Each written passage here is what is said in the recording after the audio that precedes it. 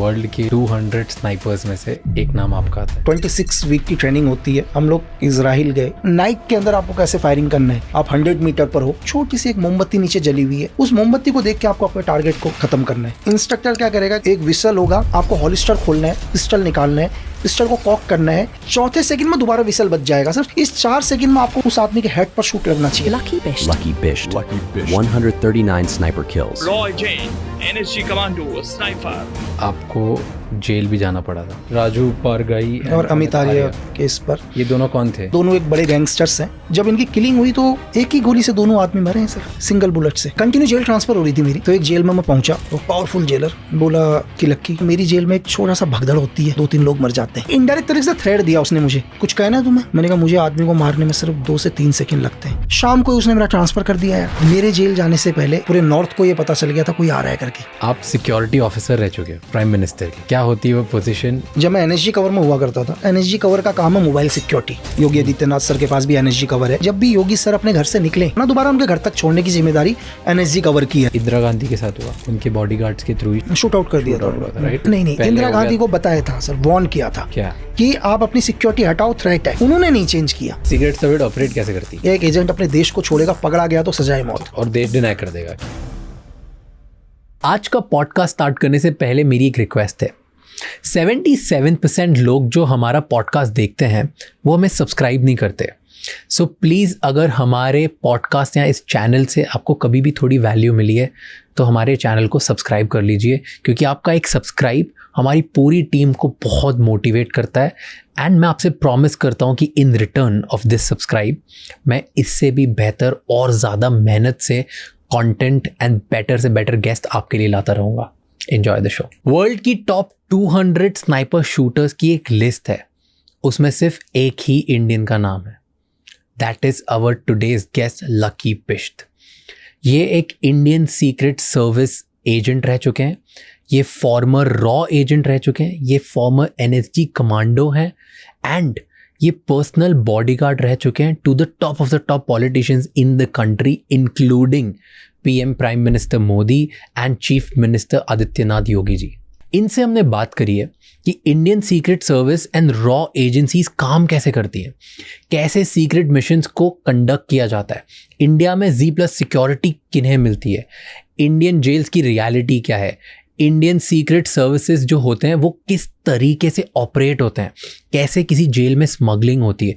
World wide जब spy किसी भी कंट्री में होना इलीगल है, इट्स नॉट अलाउड, तो कैसे वर्ल्ड की कंट्रीज, सारी कंट्रीज अलग अलग देशों में अपने स्पाइस को ऑपरेट करती है। इन सब के बारे में हमने बात करी हमारे आज के गेस्ट लकी बिश्त से, जिन्हें एक टैग भी दिया गया था कि वो रॉ हिटमैन हैं, क्योंकि ये इतने ज़्यादा ब्रूटली एंड इफेक्टिवली ट्रेंड थे।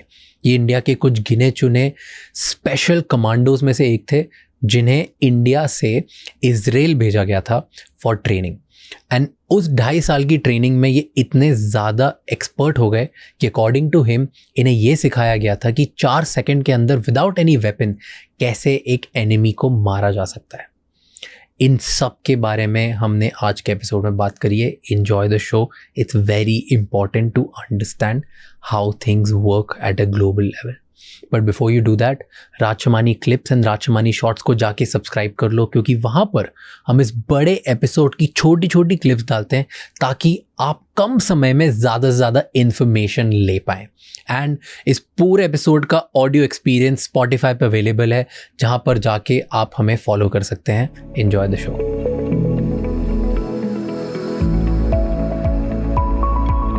गूगल करा हमने लिस्ट ऑफ स्नाइपर्स, तो उसमें आपका नाम आता है। ठीक है, मतलब वर्ल्ड के 200 स्नाइपर्स में से एक नाम आपका आता है, और आपको जेल भी जाना पड़ा था। तो क्यों जेल जाना पड़ा था, एंड क्या ये पब्लिक रिकॉर्ड में सब हर किसी का नाम अवेलेबल रहता है कि जो स्नाइपर है डेडिकेटेड, उसका नाम पब्लिक में आ सकता है? नहीं, एक्चुअली क्या है सर, देखिए कि हर किसी का नाम भी नहीं आ सकता, डिपेंड करता है नाम कौन डालता है। देखो, उससे पहले भी अगर आप एक इंसिडेंट देखो 2011 से पहले भी, तो एक सिंपल था, दुनिया की नज़रों में कुछ भी हो, कि एक आइडेंटिटी मेरी अलग थी कि मैं डिफेंस के लिए काम करता हूँ, ठीक है, या इंडियन आर्मी के लिए काम करता हूँ, या स्पेशल फोर्स के लिए काम करता हूँ या एनएसजी के लिए। देन आने के बाद धीरे धीरे जब मुझे एक डबल मर्डर के केस में एक किलिंग होती है उत्तराखंड के अंदर, और उस किलिंग में अरेस्ट होता हूँ मैं, ठीक है। तो इसमें उस टाइम यूपीए की गवर्नमेंट थी, और यूपीए की गवर्नमेंट डिसाइड करती है, वहाँ की पुलिस और दिल्ली पुलिस और यूपी से कुछ बुलाए हुए कि इस किलिंग के पीछे इसका हाथ है करके। तो कैसे, क्यों आपको ही क्यों पकड़ा? राजू पारगाई और अमित आर्य केस पर। ये दोनों कौन थे? एक्चुअली दोनों अगर आप रिकॉर्ड देखो तो दोनों के हिसाब से एज ए गवर्नमेंट रिकॉर्ड में दोनों एक बड़े गैंगस्टर्स हैं, ठीक है। दोनों बड़े गैंगस्टर्स, और कई केसेस हैं उनके ऊपर। मर्डर्स केस तो आम बात है, ठीक है, लेकिन कुछ आर्म्स डीलिंग्स पर भी हाथ है इनका। ओके, तो इलीगली वेपन स्मगल करते थे। वेपन्स और मर्डर्स तो आम बात थी, मर्डर्स वगैरह तो बहुत हैं। और इससे जब इनकी किलिंग हुई तो इनके ऊपर ये दोनों मर गए? दोनों मर गए, एक ही बुलेट से वन शॉट, एक बुलेट से दो लोग मरे? 2 आदमी, 1 bullet in 2 man kill sir. एक ही गोली से दोनों आदमी। ये कैसे हुआ? अब ये जो भी जिसने किल किया होगा उसी को पता होगा सर। तो इस केस पर मुझे अरेस्ट, एक ही गोली से दोनों आदमी मरे हैं सर, सिंगल बुलेट से।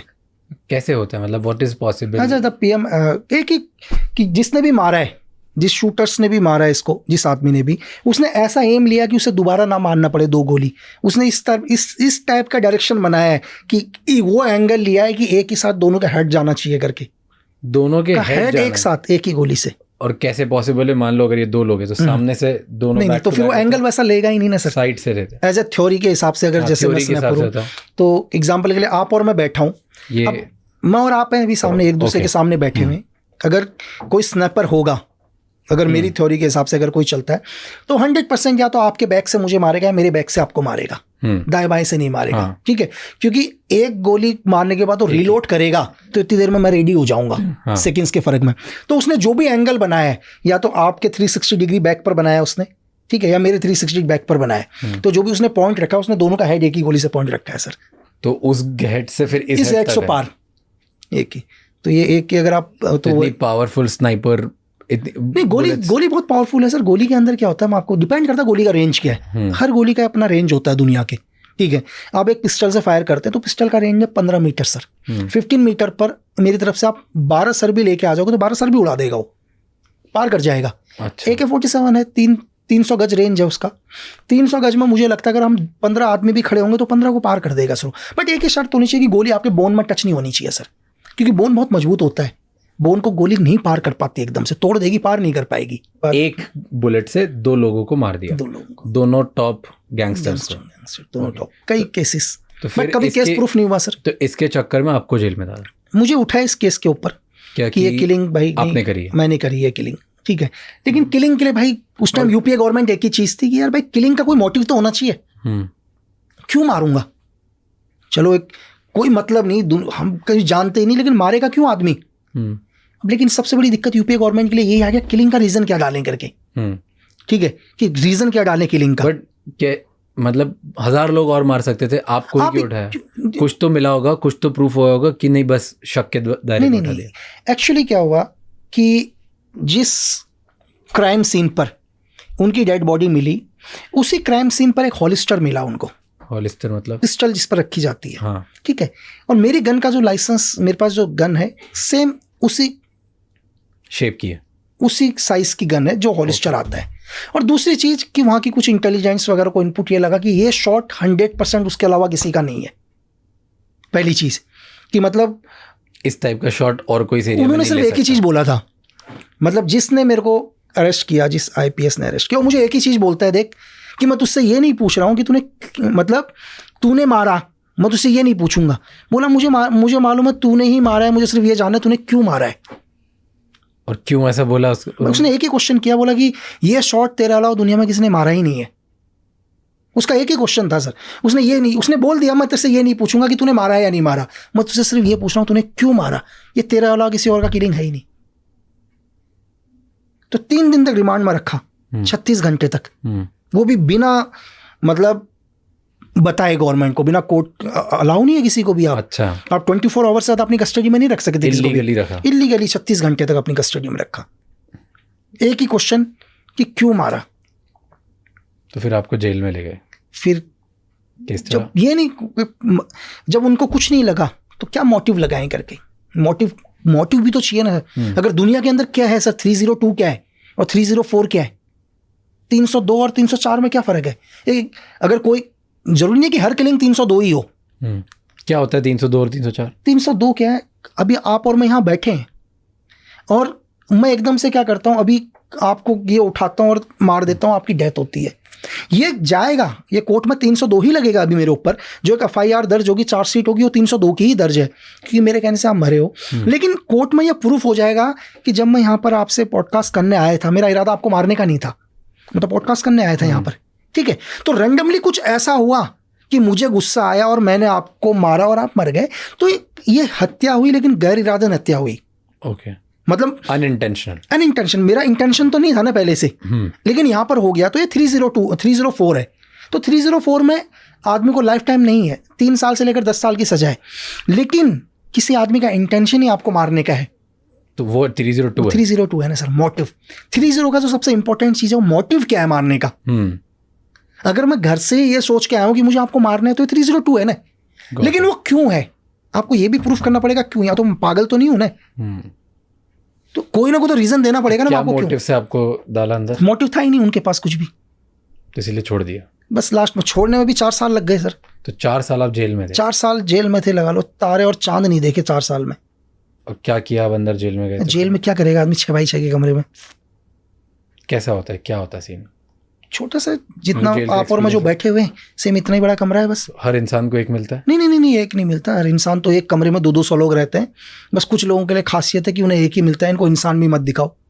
जैसे आपको वो मिला था? बिल्कुल भाई, यूपीए गवर्नमेंट ने बोला इसको आदमी के भी दर्शन मत कराओ, और 11 जिले ट्रांसफर।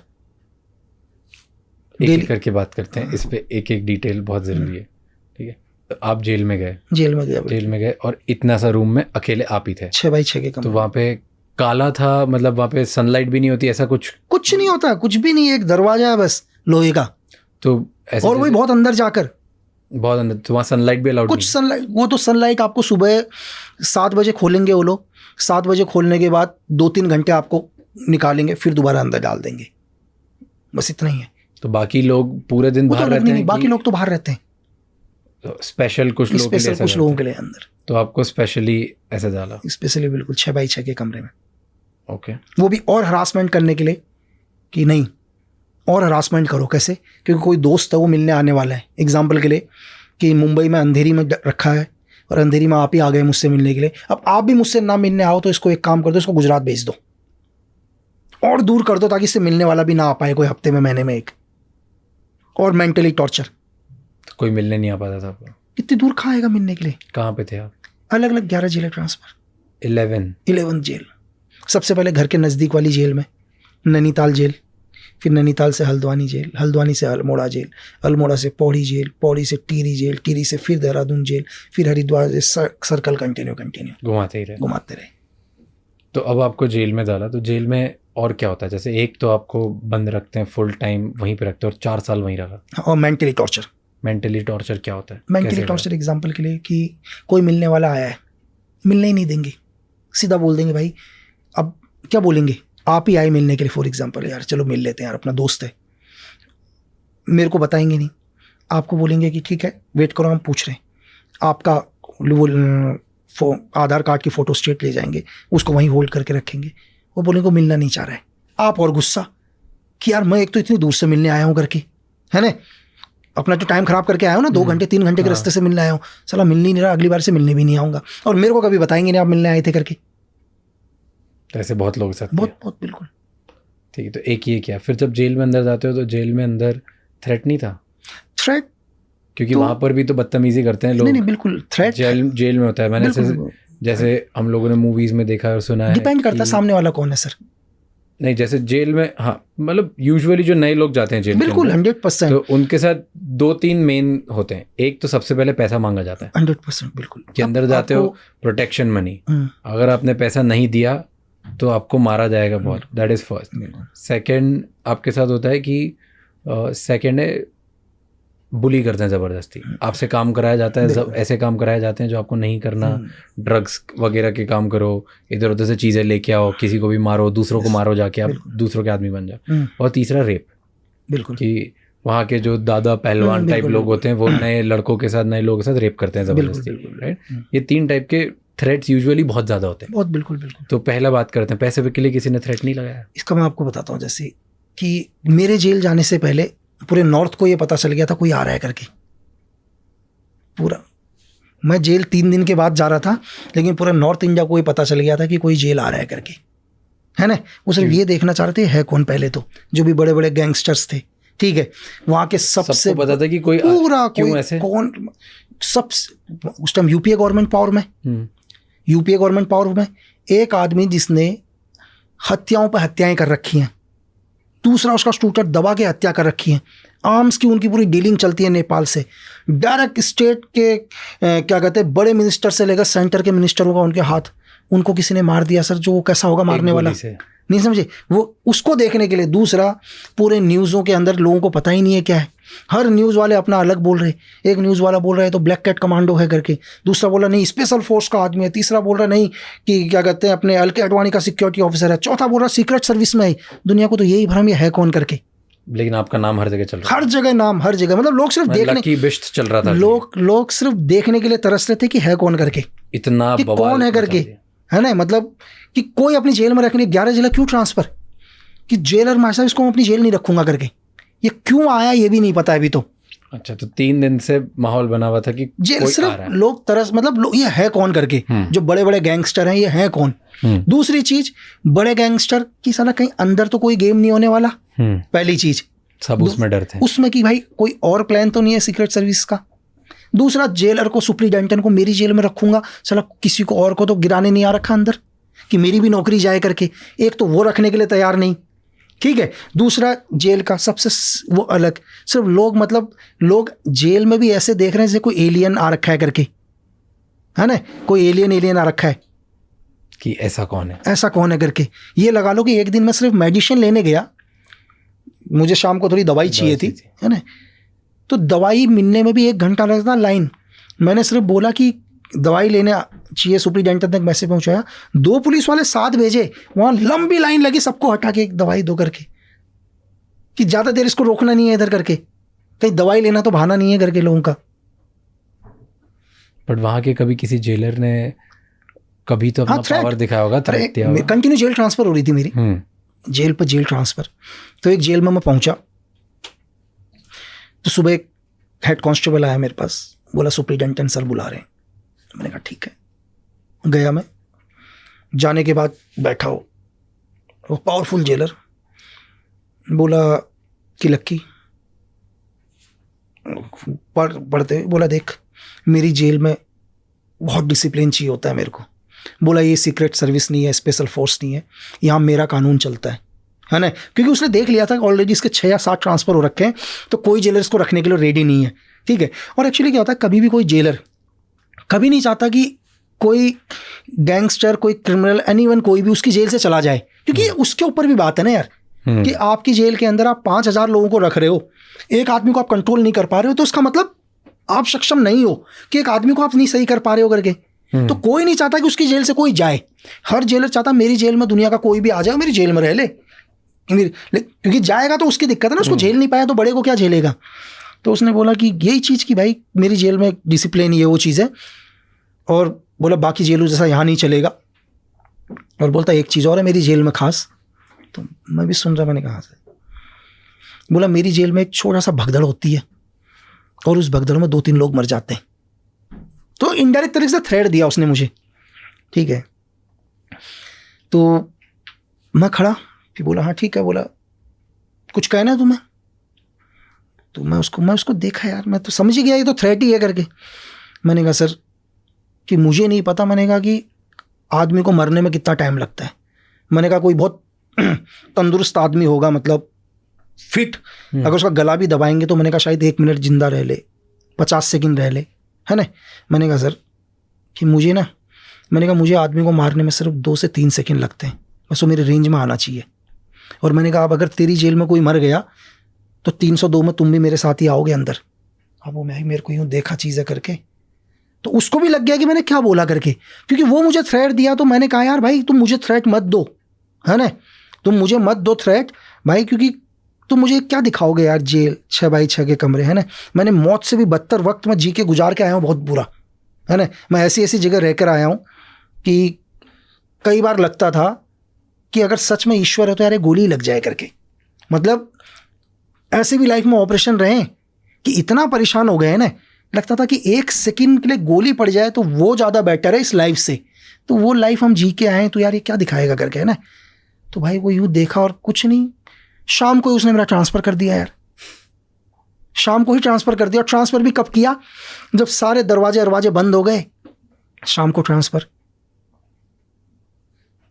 तो ऐसा आपने क्यों बोला कि 2 से 3 सेकंड लगते हैं? अरे सर इतना परेशान, एक चीज़ 6 जेलें ट्रांसफ़र हो चुकी हैं भाई, परेशान है ना भाई, 6 जेलें ट्रांसफ़र। क्योंकि आज भी मैं अपने घर जाता हूँ तो मुझे मेरे बिस्तर पर नींद आती है ना। मुझे दूसरे के घर में भी थोड़ा सा टाइम लगता है नींद आने में। एक तो मैं दुनिया की सबसे बुरी जगह पर रह रहा हूँ, मैं जेल में रह रहा हूँ, सबसे बुरी जगह, वहाँ भी एडजस्ट होने की कोशिश करता हूँ 2-1 महीने के अंदर, तुम मुझे वहाँ से भी ट्रांसफ़र कर देते हो। और तुमने मुझे यहाँ अभी अपनी जेल में रख रखा है 6x6 के कमरे में, ठीक है, जिस कमरे में सांस लेने में भी दिक्कत हो रही है, तुम मुझे वहाँ भी थ्रेट दे रहे हो। तुम क्या कर लोगे इससे ज़्यादा? अब तुम मुझे इससे ज़्यादा करोगे क्या, बताओ? कुछ नहीं कर सकते ना, इससे ज़्यादा कुछ है ही नहीं ना सर। तुम तो मुझे जीते जी नर्क दिखा रहे हो, तो इससे ज़्यादा क्या दिखाओगे भाई? मतलब ये कह रहा हूँ कि आप मौत मांग लोगे जेल के अंदर, क्या होगा? आप उस रूम में सोए होंगे जिस रूम में 50 लोगों के लिए जगह है, वहाँ 500 सो रहे होंगे। अगर एक आदमी सो रहा हो तो पलट ही नहीं सकते आप। मतलब आपको पलट करने के लिए 50 लोगों को पलटाना पड़ेगा, पलट जा भाई। ये जेल के हाल हैं, हर जेल में लगभग, हर जेल में यही है यार आज के टाइम में। किसी भी जेल में आप चले जाओ तो फिर तो जैसे अब ये तरीका है, फिर और क्या होता है? दूसरा, टॉयलेट साफ करवाना, दिन भर ये चीज़ें करना, ठीक है। मतलब खाना ऐसा होगा कि आप हमारे घरों के तो कुत्ते फिर भी ठीक होंगे, बाहर के कुत्ते के सामने रख दो तो वो भी नहीं खाएगा यार। एक बारी तो वो कुत्ता भी 2-3 दिन कहेगा मैं भूखा रह लेता हूँ करके।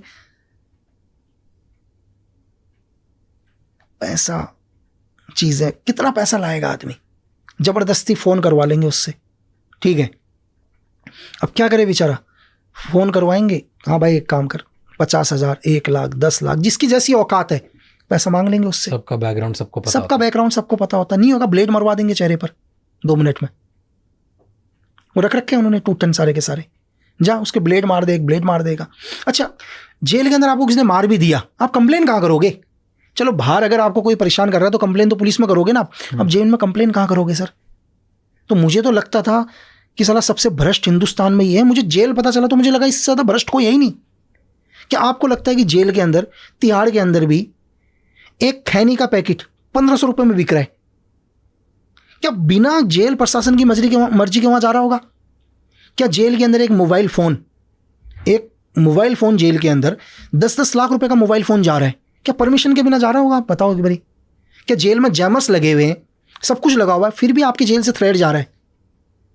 क्या बिना जेल प्रशासन के कोई ये कह दे? कभी पॉसिबल ही नहीं है। और वो गैंगस्टर लोगों को थ्रेट दे रहे हैं यार। अबे तुम क्या थ्रेट दोगे यार, क्या पावर दिखाओगे? तू पहले खुद बाहर निकल के दिखाना है। जेल में अगर पैसा नहीं होगा तो एक रोटी नहीं खा पाएंगे ढंग से। अब वो पैसा कैसे कमाएं? यूज करने दूसरों का। मतलब जेल में अगर आप हो और जेल में आपको नॉर्मल खाना नहीं मिलेगा अगर आपने पैसे नहीं दिए तो? नहीं, नॉर्मल मिलेगा ना, आप खा भी नहीं पाओगे उसको, वो खाना आप खा भी नहीं पाओगे ना यार। तो आपको अच्छा खाना चाहिए। आपको अच्छा खाना क्या, नॉर्मल खाना तो चाहिए। नॉर्मल खाने के लिए तो आपके पास 5-10 लाख रुपए होने चाहिए मंथली जेल में देने के लिए। और ये स्मगल करके खाना मंगवाना पड़ता है बाहर से। अरे आप एक एग्जाम्पल के लिए आपने ये बोल दिया कि मेरे खाने पर, मैं जो शाम को खाना खाऊं उसमें टमाटर और प्याज डला होना चाहिए, तो उसके लिए भी आपको लाख रुपए देने पड़ेंगे ना महीने के। जेलर को जो जाएगा सब जगह से ऊपर तक जाएगा वो, मतलब सब बटेगा, हर जगह सब बटेगा। सिर्फ आपको आपके खाने के अंदर सिर्फ प्याज और टमाटर का छोंका चाहिए, तो उसके लिए भी लाख रुपए देने पड़ेंगे ना यार। और आपको कुछ नहीं करना, आपके अपने दोस्त अपने परिजनों से बात करनी है ना, कुछ नहीं, बात करने के लिए भी महीने का 5 लाख रुपए देना पड़ेगा आपको। आपके तक एक मोबाइल आएगा चुपचाप से, सिर्फ बात करने के लिए। थ्रेड तो बहुत दूर की बात है, तो वो पैसा कहां से आएगा? और रेप्स होते हैं जेल में। हाँ बिल्कुल, जो इनोसेंट्स लड़के लोग हैं खुले, पता है सब लोगों को ऊपर से। कंप्लेन कहाँ करोगे? खुला खुलेगा। रेप्स होते हैं और तो जो इनोसेंट लोग होते हैं वो पुलिस में कंप्लेंट नहीं करते, तो किसको करोगे, किसको कंप्लेन?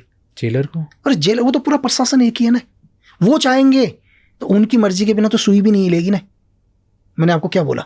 और उनको पता होता है सब कौन पता रेप होता कर रहा है, कौन एवरीथिंग, सब पैसे कुछ। खा रहा है। अरे मैंने आपसे क्या बोला? आपका घर है, आपका अपना घर है, आपके घर के अंदर क्या हो रहा है आपको पता होगा, नहीं होगा? बिल्कुल होगा। तो बस ये कोई आदमी कह दे, दुनिया का कोई भी आदमी, कि मेरे घर के अंदर क्या हो रहा है मुझे नहीं पता, तो मैं कहता हूँ या तो तू सच में बहुत ही सीधा है या दुनिया का सबसे बड़ा बेवकूफ़ है। अब वो डिसाइड कर ले भाई। और ये हर जेल में आपका सेम एक्सपीरियंस था? यार एक जेलर की सैलरी कितनी है? कितनी सैलरी होगी? 70,000, 80,000, लाख। जमीनें कितनी हैं, गाड़ियां कितनी हैं, बच्चा कहाँ पढ़ रहा है, सब निकाल के देख लो ना। किसी भी आदमी का चेक कर लो ना आप। जेलर बहुत दूर सर। एक छोटा सा अगर जेल का एक जेल सिपाही भी होगा ना, आप उसके मंथली सैलरी पूछो, ठीक है, 50,000, 40,000, और उससे पूछना भाई तेरी ड्यूटी ज्वाइन करने के बाद तो कितने की ज़मीनें ले चुका है अभी तक, है ना? तेरे नाम पर, तेरे परिवार के नाम पर कितने की ज़मीन है? ये आप कहीं भी लेवल पर ले लो सर। एक धंधा चल रहा है, मैंने आपको छोटा सा बताया कि एक नॉर्मल एक बीड़ी का बंडल, एक 10 रुपए का बीड़ी का बंडल 500 रुपए में बिक रहा है। वो पैसा जा कहाँ रहा है? जेल के अंदर सब हो रहा है। अगर वो नशे की आदत डालेंगे, नशा ही बंद हो जाएगा तो कमाएंगे कैसे? तो वो खुद ही स्मगल करवाते हैं, खुद ही सब कुछ उनकी मर्जी का, सारे ड्रग, सारी सर देखो, सिगरेट, दारू। 100 में से हो सकता है एक आदमी ईमानदार हो, मैं हर एक के ऊपर नहीं लूंगा, एक आदमी ईमानदारी भी होगा, लेकिन वो कुछ नहीं कर पाएगा इतनों के बीच में। जहां 100 करप्ट होते हैं ना, एक आदमी कुछ नहीं कर पाता। क्या कर लेंगे? उसकी ड्यूटी बाहर लगा देंगे। देखा हुआ मेरा, एक ईमानदार आदमी नहीं लेता घूस, वो नहीं आएगा अंदर, उसको हमेशा बाहर खड़ा करके रखेंगे हथियार पकड़ के, कहेगा भाई मैं ये सब चीज़ नहीं होने दूंगा। कुछ नहीं, सुबह आएगा कि भाई तू संतरी रहेगा बाहर, वो कभी अंदर नहीं आएगा। क्योंकि अंदर जो आ रहे हैं पूरे नशे में सबका हिस्सा हो रहा है, जितना वहाँ के खाना बन रहा है उसमें हिस्सा हो रहा है, जितने मुलाकात में पर्ची जा रही है। क्यों तुम प्राइवेट VIP मुलाकात करा रहे हो? एक पावरफुल आदमी चला जाए अभी जेल में, वो रात को 7 बजे भी मुलाकात कर लेगा, 50,000 रुपये देगा, वहाँ पर आ जाएगा एक आदमी मुलाकात करने। बाकी आम लोगों के लिए तो हफ्ते में 2 दिन मुलाकात है, वो तो 50,000 रुपये दे रहा है, 2 मिनट मुलाकात कर लिया उसने। वो पैसा कहाँ जा रहा है? कि इनकी परमिशन के बिना, इन्हें सब पता होता है कब छापा पड़ेगा जेल में, सब पता होता है इन्हें कि कल जेल में छापा पड़ सकता है, मोबाइल गायब करवा देंगे। एंड जितने भी पावरफुल लोग होते हैं, जो बहुत रईस होते हैं, पैसे वाले होते हैं, बिल्कुल उनको ट्रीटमेंट अलग मिलता है, अलग, फुल VIP ट्रीटमेंट पूरा। सेल भी अलग, सब अरे अलग। VIP treatment sir. मैं एक नाम नहीं बताऊंगा, हिंदुस्तान के एक बहुत बड़े बिजनेस टाइकॉन, जिनका बेटा एक मर्डर केस में था, उनके बाप ने तो 5 स्टार होटल खरीद लिया था सर, तिहाड़ के बगल में। और 5 स्टार होटल किसके लिए था पता है? सिर्फ तिहाड़ के कर्मचारियों के लिए, प्राइवेट के लिए बंद।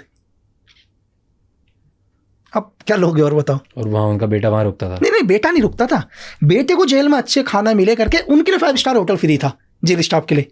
तो वहाँ से खाना जाता था उसके लिए, मतलब उसके लिए अच्छा ट्रीटमेंट मिल जाए तो एक 5 स्टार होटल ही फ्री कर दिया ना जेल के लिए, तिहाड़ जेल वालों के लिए। अच्छा, कि कभी भी आप जाओ, बच्चों के साथ जाओ, आप लोगों के लिए फ्री है सब कुछ। सब आपके लिए, बस मेरे बच्चे का ध्यान रखना। मेरे बच्चे का ध्यान रख लेना।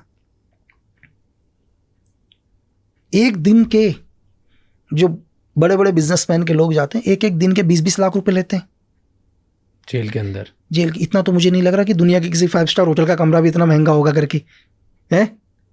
पता है एक का बच्चा 10 दिन आने वाला है अंदर करके, ठीक है, तो 10 दिन 20 लाख रुपए पर डे लगेगा, लेकिन बच्चा सही रहेगा। 2 करोड़, 2 करोड़ में तो मुझे शायद दुनिया का कोई होटल होगा, शायद, मैं तो रहा नहीं सर, तो इतना महंगा तो दुनिया का कोई होटल भी नहीं होगा जितना उस जेल का एक कमरा होगा।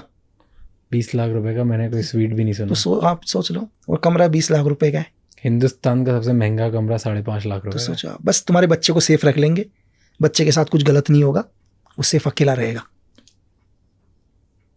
कितना पैसा दे दिया होगा आसाराम ने, आप सोच भी नहीं सकते, जोधपुर जेल में।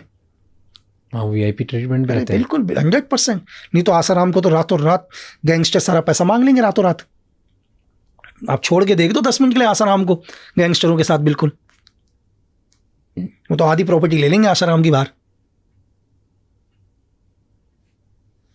तो पुलिस ही, जो जेल के जो स्टाफ है, वो ही सिक्योरिटी देते हैं अंदर बिजनेसमैन को, ताकि उन्हें पैसा मिले। वो गैंगस्टर के पास छोड़ते नहीं उन्हें, डिफरेंट रखते हैं 100%, अलग ही रखेंगे। अलग सेल में रख लेंगे उसको। बट गैंगस्टर तो कोशिश यही कर रहा है किसी तरह से उधर तक पहुंचूं मैं। क्या चीज़? हाँ, कोशिश करेगा गैंगस्टर भी अपना, ठीक है, अगर वो नहीं दे रहा होगा जेल स्टाफ को पैसा तो गैंगस्टर से फिर मांड वाली हो जाएगी ना, तू मांग और हमारा आएगा 50-50। दोनों तरीके हैं ना उनके पास। डायरेक्ट जेलर से या तो डायरेक्ट कर लो या वैसे कर लो, करना तो है ही, करना तो है भाई, नहीं तो बिल्कुल रहने नहीं देंगे। ना।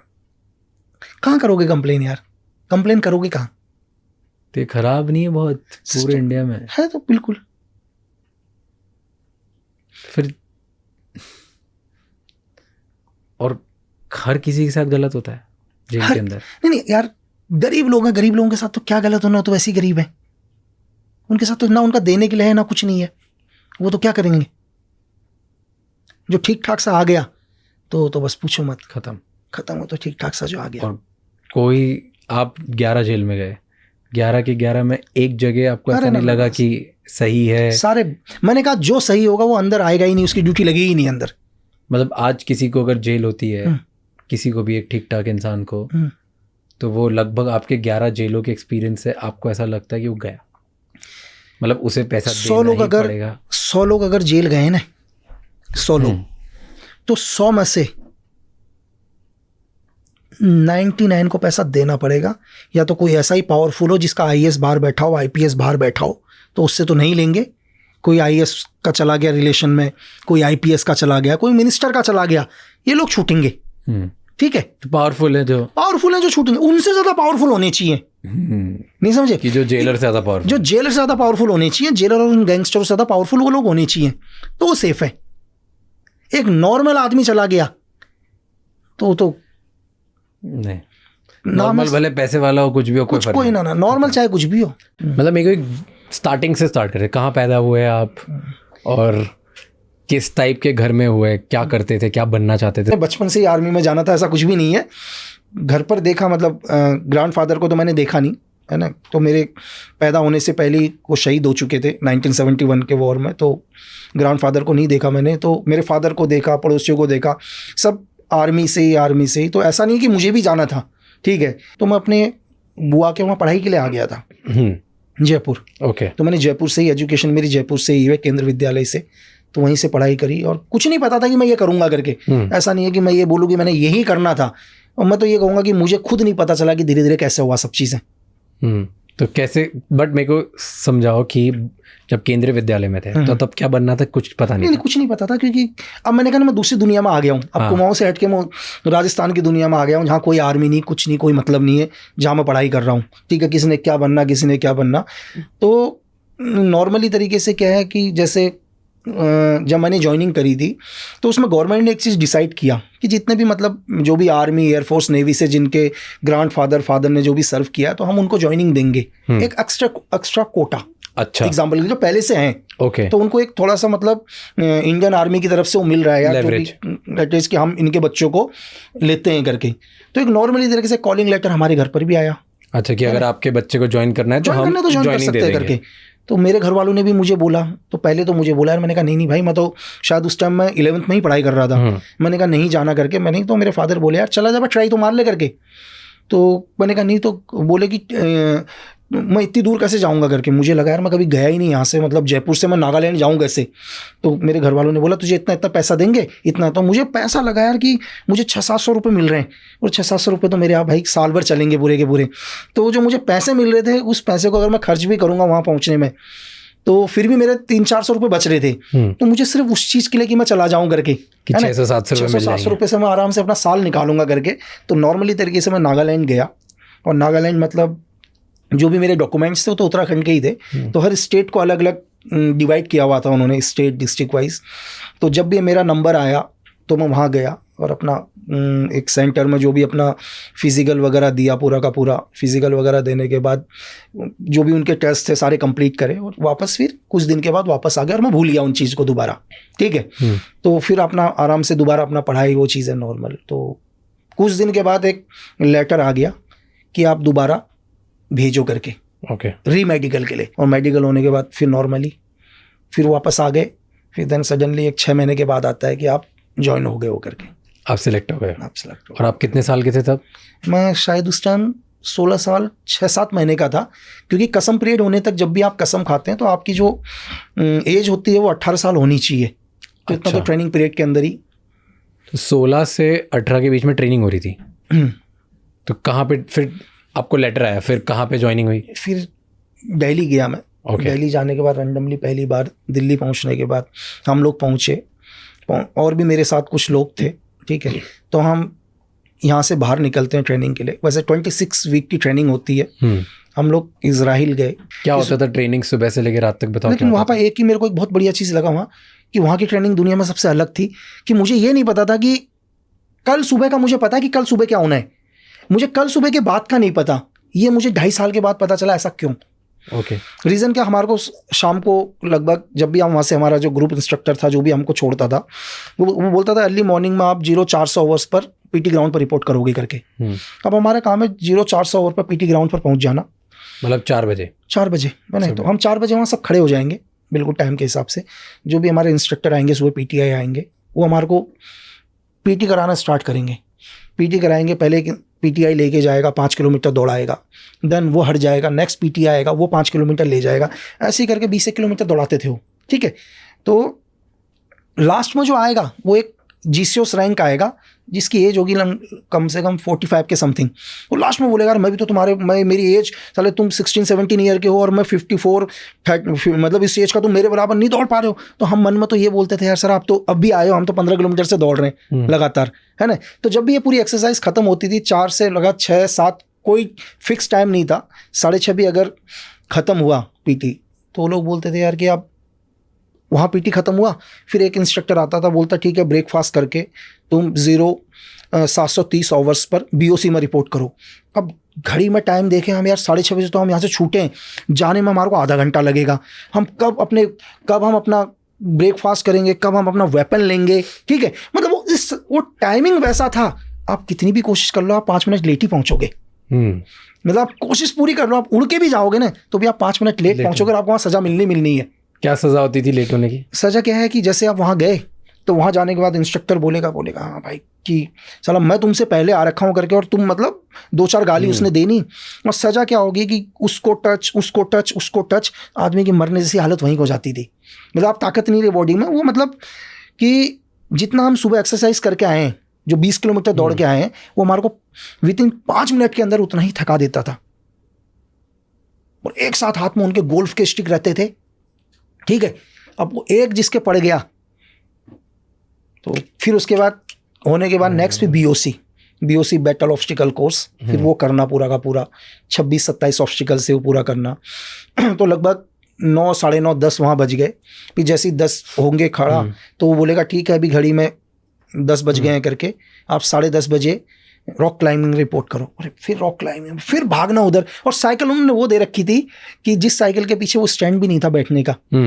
मतलब जिसको साइकिल चलानी नहीं आती उसके लिए तो भाई वो तो महाभारत ही था, आप बैठा ही नहीं सकते ना किसी दूसरे को।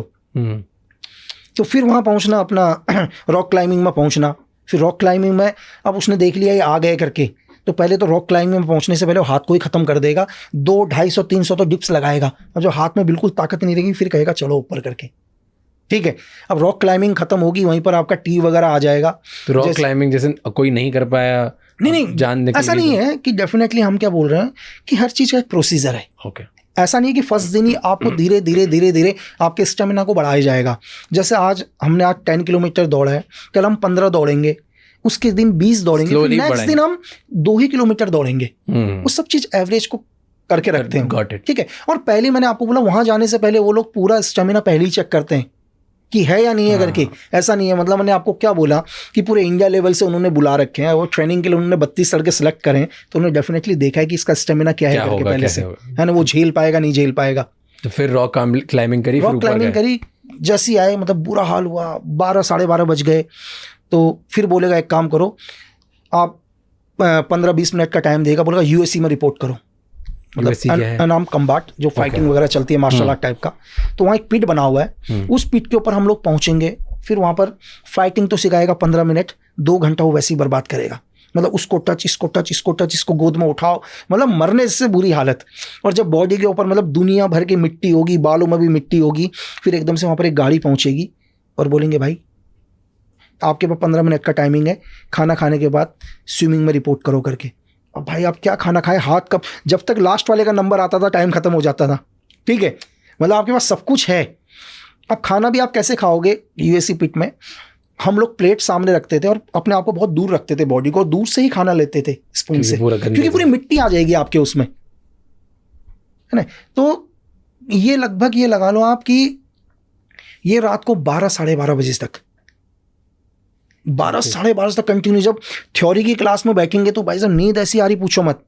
वहाँ ट्रेनिंग, रात को थ्योरी की क्लास होती थी, थ्योरी की क्लास है, और वहाँ मतलब कितनी भी कोशिश कर लो, मतलब जानबूझ के हम लोग खड़े हो जाते थे कि यार नींद ना आए करके। वो एक स्टिक लेके बैठा हुआ कान में सीधा मारेगा तो बुरा हाल, हर बारी ट्रेनिंग चेंज। और क्यों ऐसा करते थे? आपने बोला 2.5 साल बाद पता चला कि मतलब बताते नहीं थे क्या? वो इसलिए नहीं बताते कि अगर मुझे कल का पूरा रूटीन बता दिया मैं अपने घर आ जाऊंगा बस।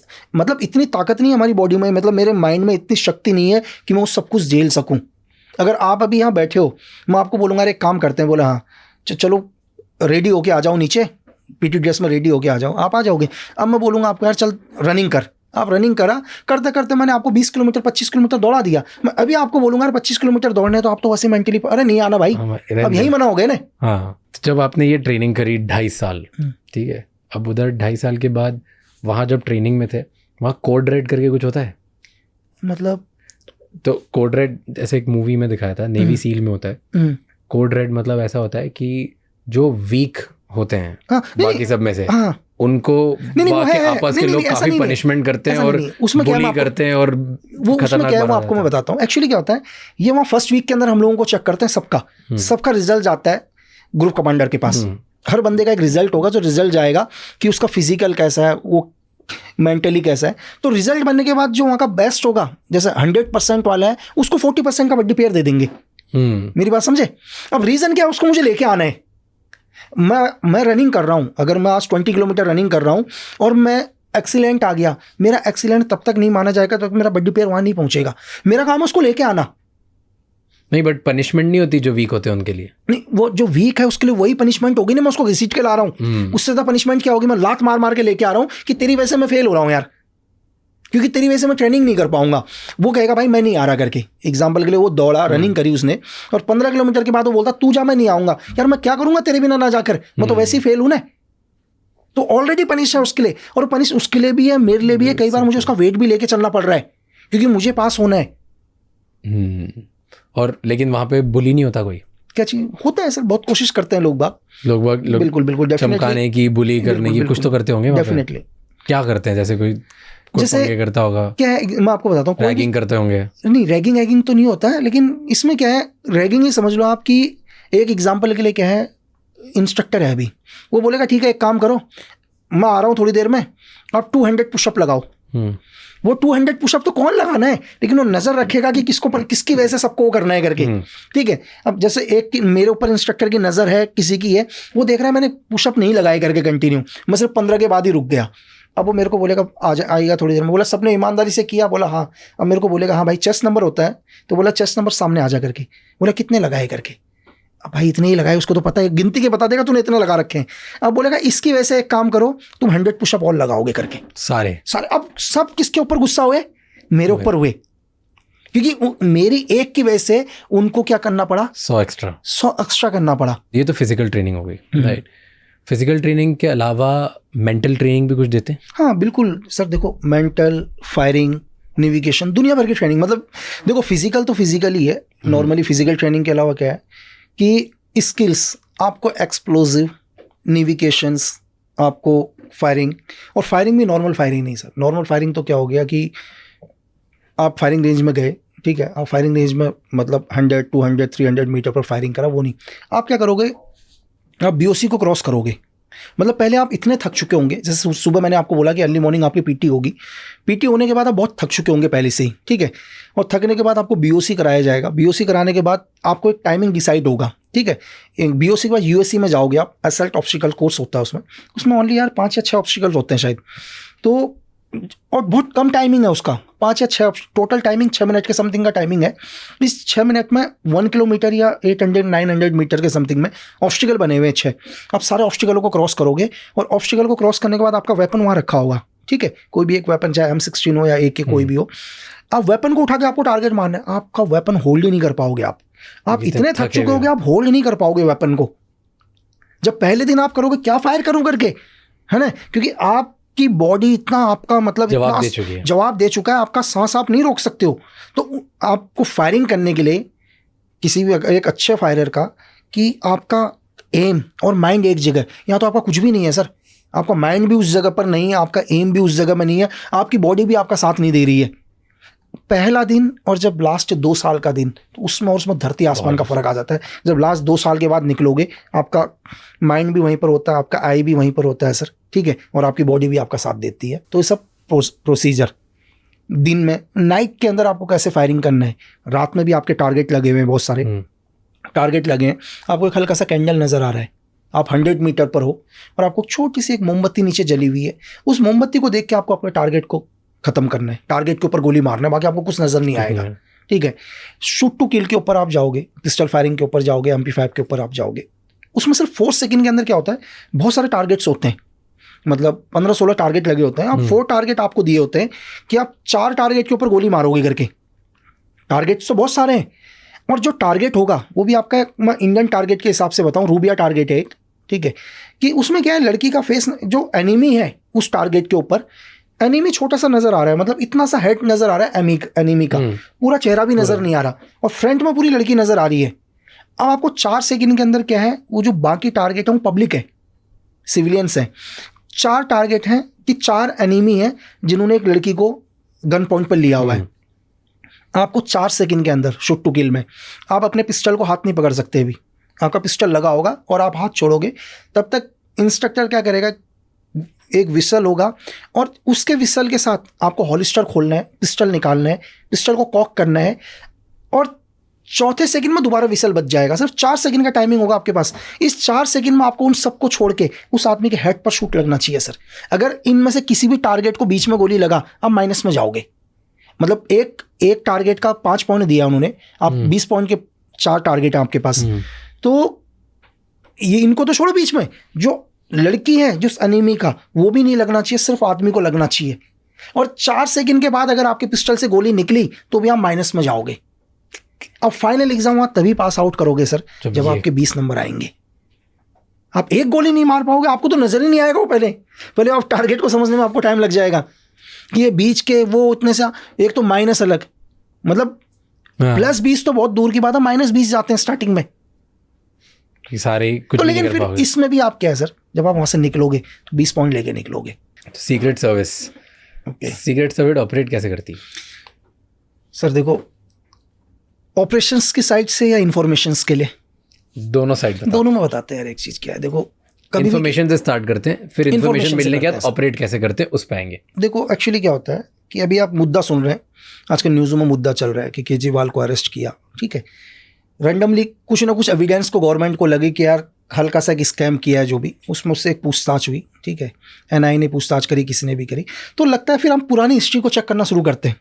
आदमी क्या करता है, बैक हिस्ट्री को चेक करता है, और बैक हिस्ट्री को कब से चेक करेगा, फैमिली बैक हिस्ट्री से चेक करना शुरू कर देगा धीरे धीरे। अभी कुछ एक रिपोर्ट्स भी आ रहे हैं कि केजरीवाल US वगैरह भी जाते थे, वहाँ मिलते थे। अब सीक्रेट सर्विस एक एक चीज़ पर चेक करेगी कि मिलता किससे था करके। फॉर एग्जाम्पल के लिए हो सकता है कि रैंडमली मेरे से मिले CM बनने से पहले, ठीक है, जब एक ऑफिसर थे, और मेरा जो बैकग्राउंड है वो US में क्या है, क्या मैं US में वहाँ की सीक्रेट सर्विस के साथ हूँ, ठीक है, वहाँ की आर्मी के साथ मेरा कनेक्शन है, तो अगर कंटिन्यू मुझसे मिल रहे हैं तो मेरा कहीं ना कहीं कनेक्शन, उन सब कनेक्शन को जोड़ा जाता है। पहले क्या जोड़ा जाता है, सारे कनेक्शंस को जोड़ा जाता है कि चलो मुझसे मिले, मैं किनसे मिल रहा हूँ, तो लगेगा कि यार नहीं, एक आदमी, एक एग्जांपल बता रहा हूँ यही चीज़ कि एक बंदा उससे मिलता है, उसके कनेक्शन किसके साथ है कंटिन्यू, वहाँ की CIA के साथ है, या ब्रिटेन के सीक्रेट सर्विसेज के साथ है, या रशिया की सीक्रेट सर्विसेज के साथ है, और कंटिन्यू मिलते हैं। फिर हम इसके ट्रांजिशन को चेक करना शुरू करते हैं। तो चलो मिलना भी रैंडमली हो सकता है, ऐसा नहीं कि मिलना भी रैंडमली हो सकता है, और क्यों गए हैं, आज गया आदमी, या 2 महीने के बाद गया, 6 महीने के बाद गया, या इसके फैमिली में कोई गया, तो हर एक्टिविटीज़ पर चेक करी जाती है। ये तो इन्फॉर्मेशन कलेक्ट करना हो गया कि हम पूरी इन्फॉर्मेशन को कलेक्ट करते हैं, और इन्फॉर्मेशन को कलेक्ट करने के बाद लगता है कि नहीं 100% इनोसेंट है या 100% गिल्टी है, तो फिर ऑपरेशन स्टार्ट होता है सर। तो बस बैकग्राउंड चेक करते रहते हैं और सब हिस्ट्री देखते हैं, जहाँ पे हिंट मिल गई, जहाँ कनेक्ट हो गया डॉट, कहीं ना कहीं वहाँ से देखो, कनेक्ट भी कई बार गलती से भी होता है, ऐसा नहीं है, कई बार यूज भी होता है आदमी का। अभी एक फॉर एग्जांपल आजकल बहुत ज़्यादा स्कैम चल रहा है। आजकल ISI ने क्या कर दिया कि रैंडमली वो लोग क्या चेक करते हैं, वो इंडियन आर्मी के लड़कों को ढूंढ रहे हैं, एयरफोर्स नेवी वगैरह, ठीक है, या जो भी गवर्नमेंट्स के लिए काम कर रहे हैं, जिनके पास इन्फॉर्मेशन, उनको एक नॉर्मली तरीके से क्या आता है, रिक्वेस्ट आता है सोशल मीडिया वगैरह में, एक सुंदर सी एक लड़की उन्हें रिक्वेस्ट भेजेगी, धीरे धीरे दोस्ती होगी, दोस्ती होने के बाद वो कभी नहीं बताएगी वो कहाँ से बात कर रही है करके, दोस्ती होने के बाद वीडियो कॉलिंग में भी चैट होगी, पहले वो विश्वास को जीतेंगे धीरे धीरे, ठीक है, नॉर्मली विश्वास को जीतेंगे, और उसको लगा कि यार लड़का क्या कहते हैं इंडियन इंटेलिजेंस की, जब 6-7 महीने दोस्ती हो गई उसकी बढ़िया वाली, वो बताएगी मैं उसका बैकग्राउंड इस तरह से होगा कि आपको जम्मू वम्मू यही नजर आएगी पूरा का पूरा, तो धीरे धीरे वो एक बोलेगी यार मैं एक प्रोजेक्ट कर रही हूँ करके, मैं भी एक PhD कर रही हूँ, कुछ भी कर रही हूँ, और मेरा प्रोजेक्ट आर्मी को लेकर है, उसको लगा यार आर्मी को लेकर मैं तेरी हेल्प कर देता हूँ ना करके, ठीक है। अब वो तो बेचारा उसकी गर्लफ्रेंड है, चीज़ें हैं, वो है, उसको पता ही नहीं उसका यूज़ कैसे हो रहा है, ठीक है, और वो पूरी इन्फॉर्मेशन भी बता रहा है, वो कह मैं अपना प्रोजेक्ट कर रही हूँ करके। तो ऐसा नहीं है यूज़ होता है या जानबूझ के कर रहा है। अभी आप रविंदर शर्मा का आपने नाम सुना होगा, है ना, सेकेंडरी डायरेक्टर RNW के, जो 2001 का इंसिडेंट है, ठीक है। जब RNW को पता चल गया था कि यार हमारे जो ऑफिसर है वो CIA के लिए वर्क करता है करके, ये रविंदर शर्मा से, हाँ, रविंदर शर्मा CIA के लिए, बिल्कुल, अगर आप पढ़ोगे तो आपको पता चलेगा क्या था केस, प्लीज समझाओ। वो हर इन्फॉर्मेशन को CIA तक पहुंचाता था, और एक पावरफुल, और वो रॉ में थे, पावरफुल पोस्ट पर, वेरी पावरफुल पोस्ट पर, लेकिन एकदम से क्या कर सकते थे यार, इतने पावरफुल आदमी के ऊपर हाथ नहीं डाल सकते थे। इनपुट मिली CIA से कि आपका एक आदमी है करके, लेकिन एक आदमी जो इस लेवल पर बैठा हुआ, इतना पावरफुल आदमी है, उसके ऊपर एकदम से हाथ नहीं डाल सकते, क्योंकि उसके इंडिया की भी इन्फॉर्मेशन बहुत स्ट्रांग है पूरी, सेकंड, इतना पावरफुल आदमी है सर, तो कैसे करें करके। फिर उनके क्या किए, जितने भी फोटो स्टेट मशीन्स वगैरह होती थी, सब चीज़ होती थी, उन सबको चेंज किया गया, चिप लगाई गई उसके अंदर, एवरीथिंग। अब वो जितने भी फोटो स्टेट्स वगैरह कर रहे हैं, उसकी 2 कॉपी एक रिजर्व में हो रही है, तो धीरे धीरे पता चला कि हाँ 100% है करके। अब इससे पहले उनको उठाते वो पहले ही निकल गए यहाँ से भाई नेपाल। लेकिन CIA ने भी देखो क्या है कि अगर आप अपने देश के नहीं हुए तो दुनिया आपके ऊपर कभी ट्रस्ट नहीं करेगी। ये आदमी को लगता है कि यार मैं देश के साथ गद्दारी करता हूँ, मुझे वो लोग सराखों में बैठा लेंगे, ऐसा कुछ भी नहीं है भाई। वो आपको सिर्फ तब तक यूज़ करेंगे जब तक आप काम के हो, ठीक है। जो एक कहावत है ना, जो अपनों का नहीं हुआ तो हमारा कभी होगा ही नहीं, और लास्ट में CIA ने खुद ही 2011 में ख़त्म करवा दिया। सर आप बुरा करोगे तो उसका रिजल्ट भी बुरा ही आएगा, कहीं ना कहीं से घूम के आ जाएगा। 100% आप जैसा करोगे कर्मा वैसे घूम के आएगा आपके लिए। तो अब जब हम कर्मा की बात कर रहे हैं, तो कर्मा की बात से आपने क्या क्या किया ऑपरेशंस में, ये बताओ। देखो सर, ऑपरेशंस तो बहुत सारे ऑपरेशन किए हैं। लाइक ऑपरेशन होते कैसे हैं? चलो पहले तो ये बताओ कि अब इन्फॉर्मेशन मिली, एक सीक्रेट सर्विस कैसे ऑपरेट करती है दूसरे देश में जाके।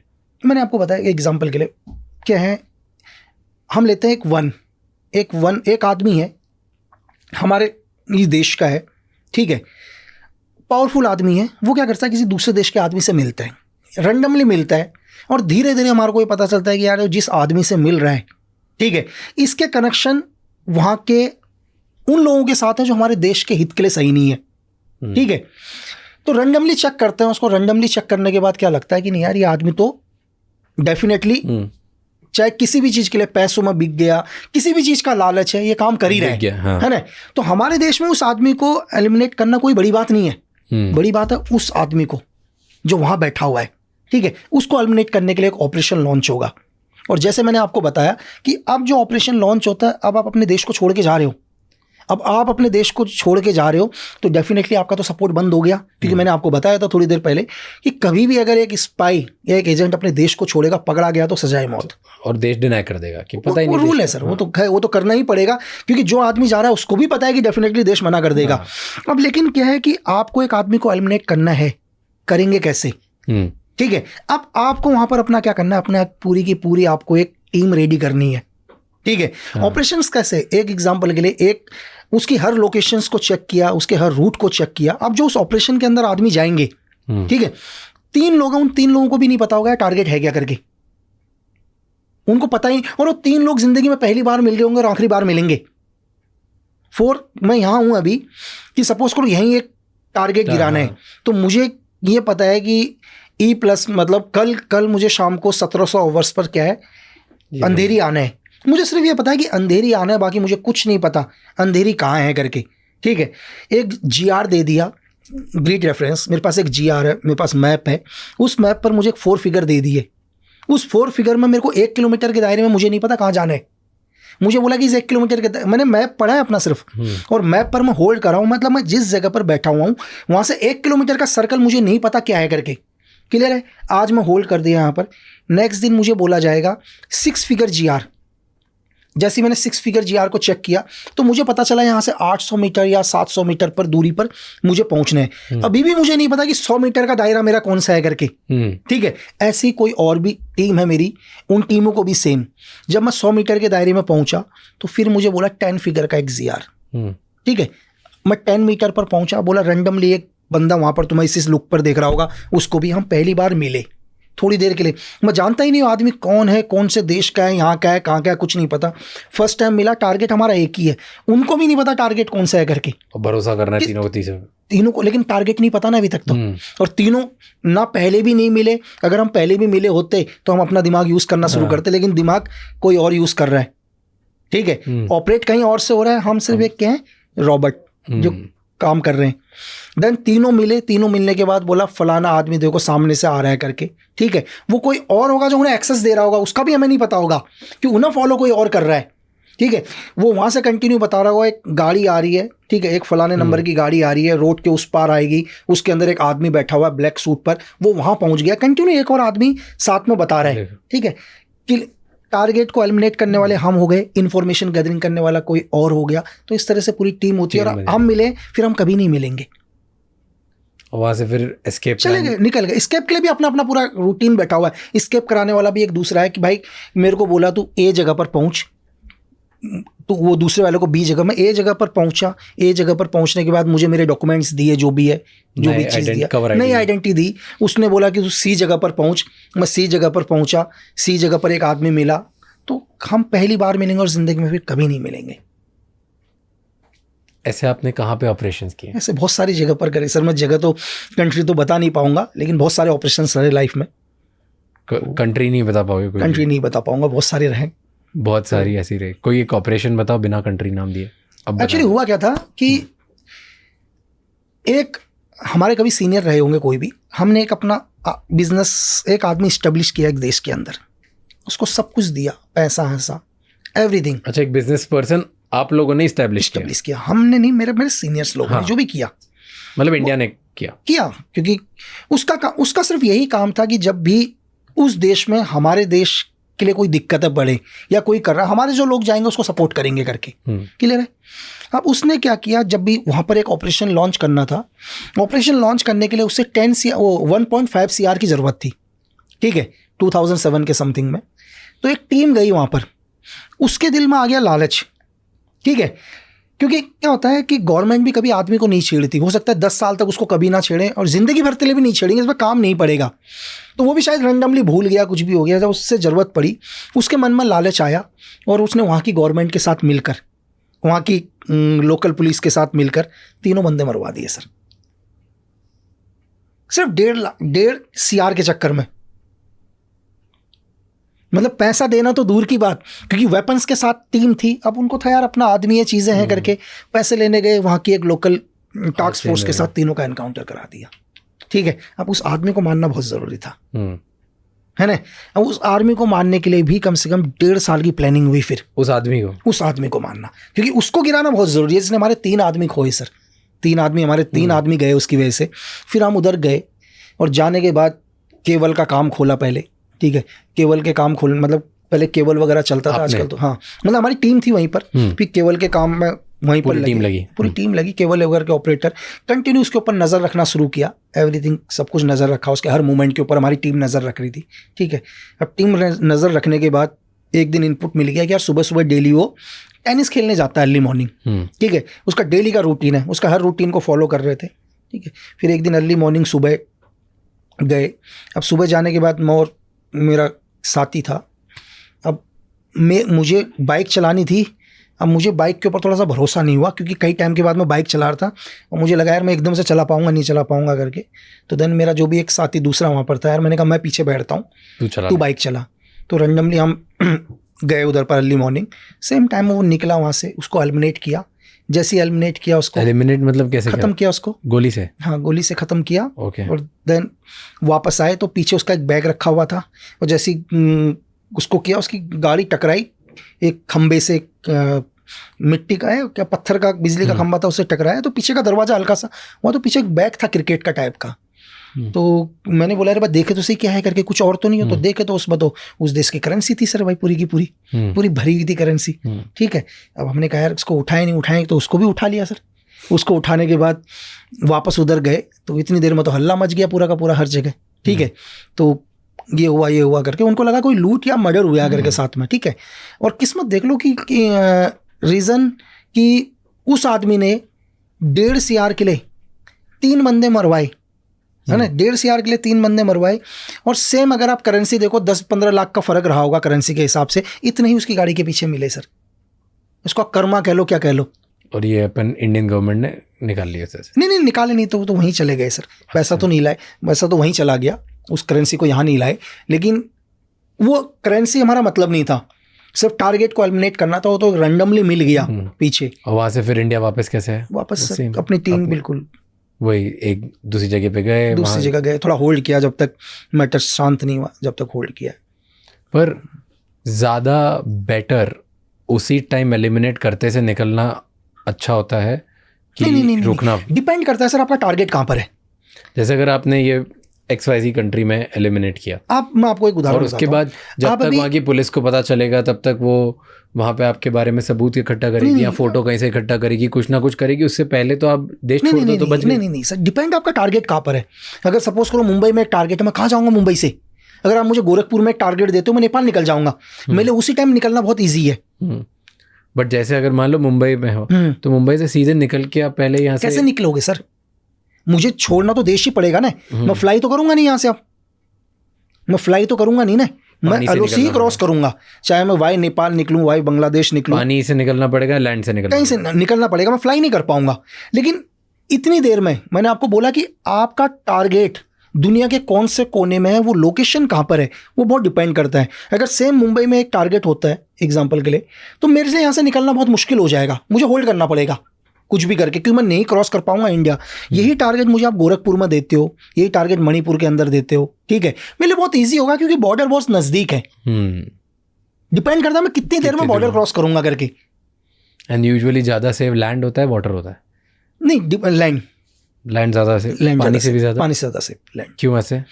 क्योंकि एक्चुअली क्या है सर कि लैंड से हम लोग निकलेंगे, पानी से हम लोगों को रडार, देखो पानी से मैं तैर के तो जाऊंगा नहीं सर, डेफिनेटली तैर के तो मुझे बोट लेके जाना पड़ेगा, बोट रडार पर आएगा सर, है ना, कहीं कहीं नेवल बेस के रडार में आएगा। लेकिन जब मैं लैंड क्रॉस कराऊंगा, लैंड में मैं दुनिया के किसी रडार में नजर नहीं आऊंगा, तो लैंड से ज़्यादा आसान, लैंड से ज़्यादा ईजी है।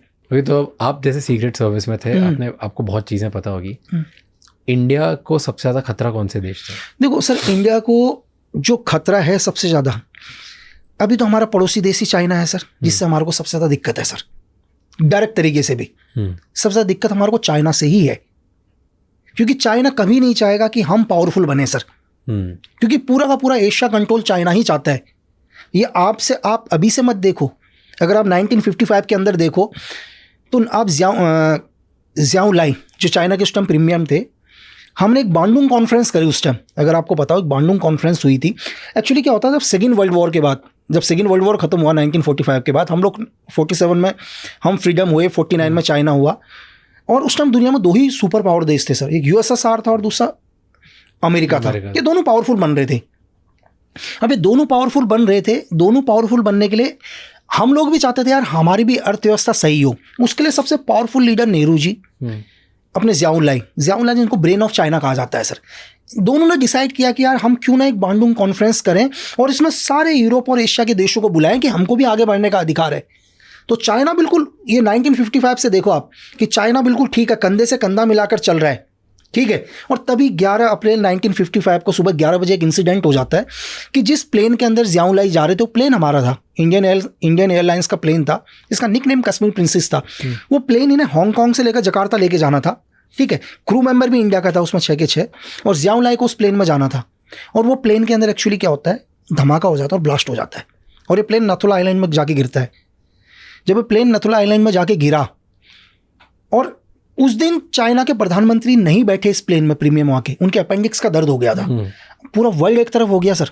पूरी दुनिया ने क्या बोला कि हिंदुस्तान को आप एक टेररिज्म देश घोषित करो, क्योंकि इंडिया क्या करता है, बोलता तो भाईचारा है करके कि मैं भाई हूं करके, और ये चाइना के प्रधानमंत्री को मारने की प्लानिंग करता है करके।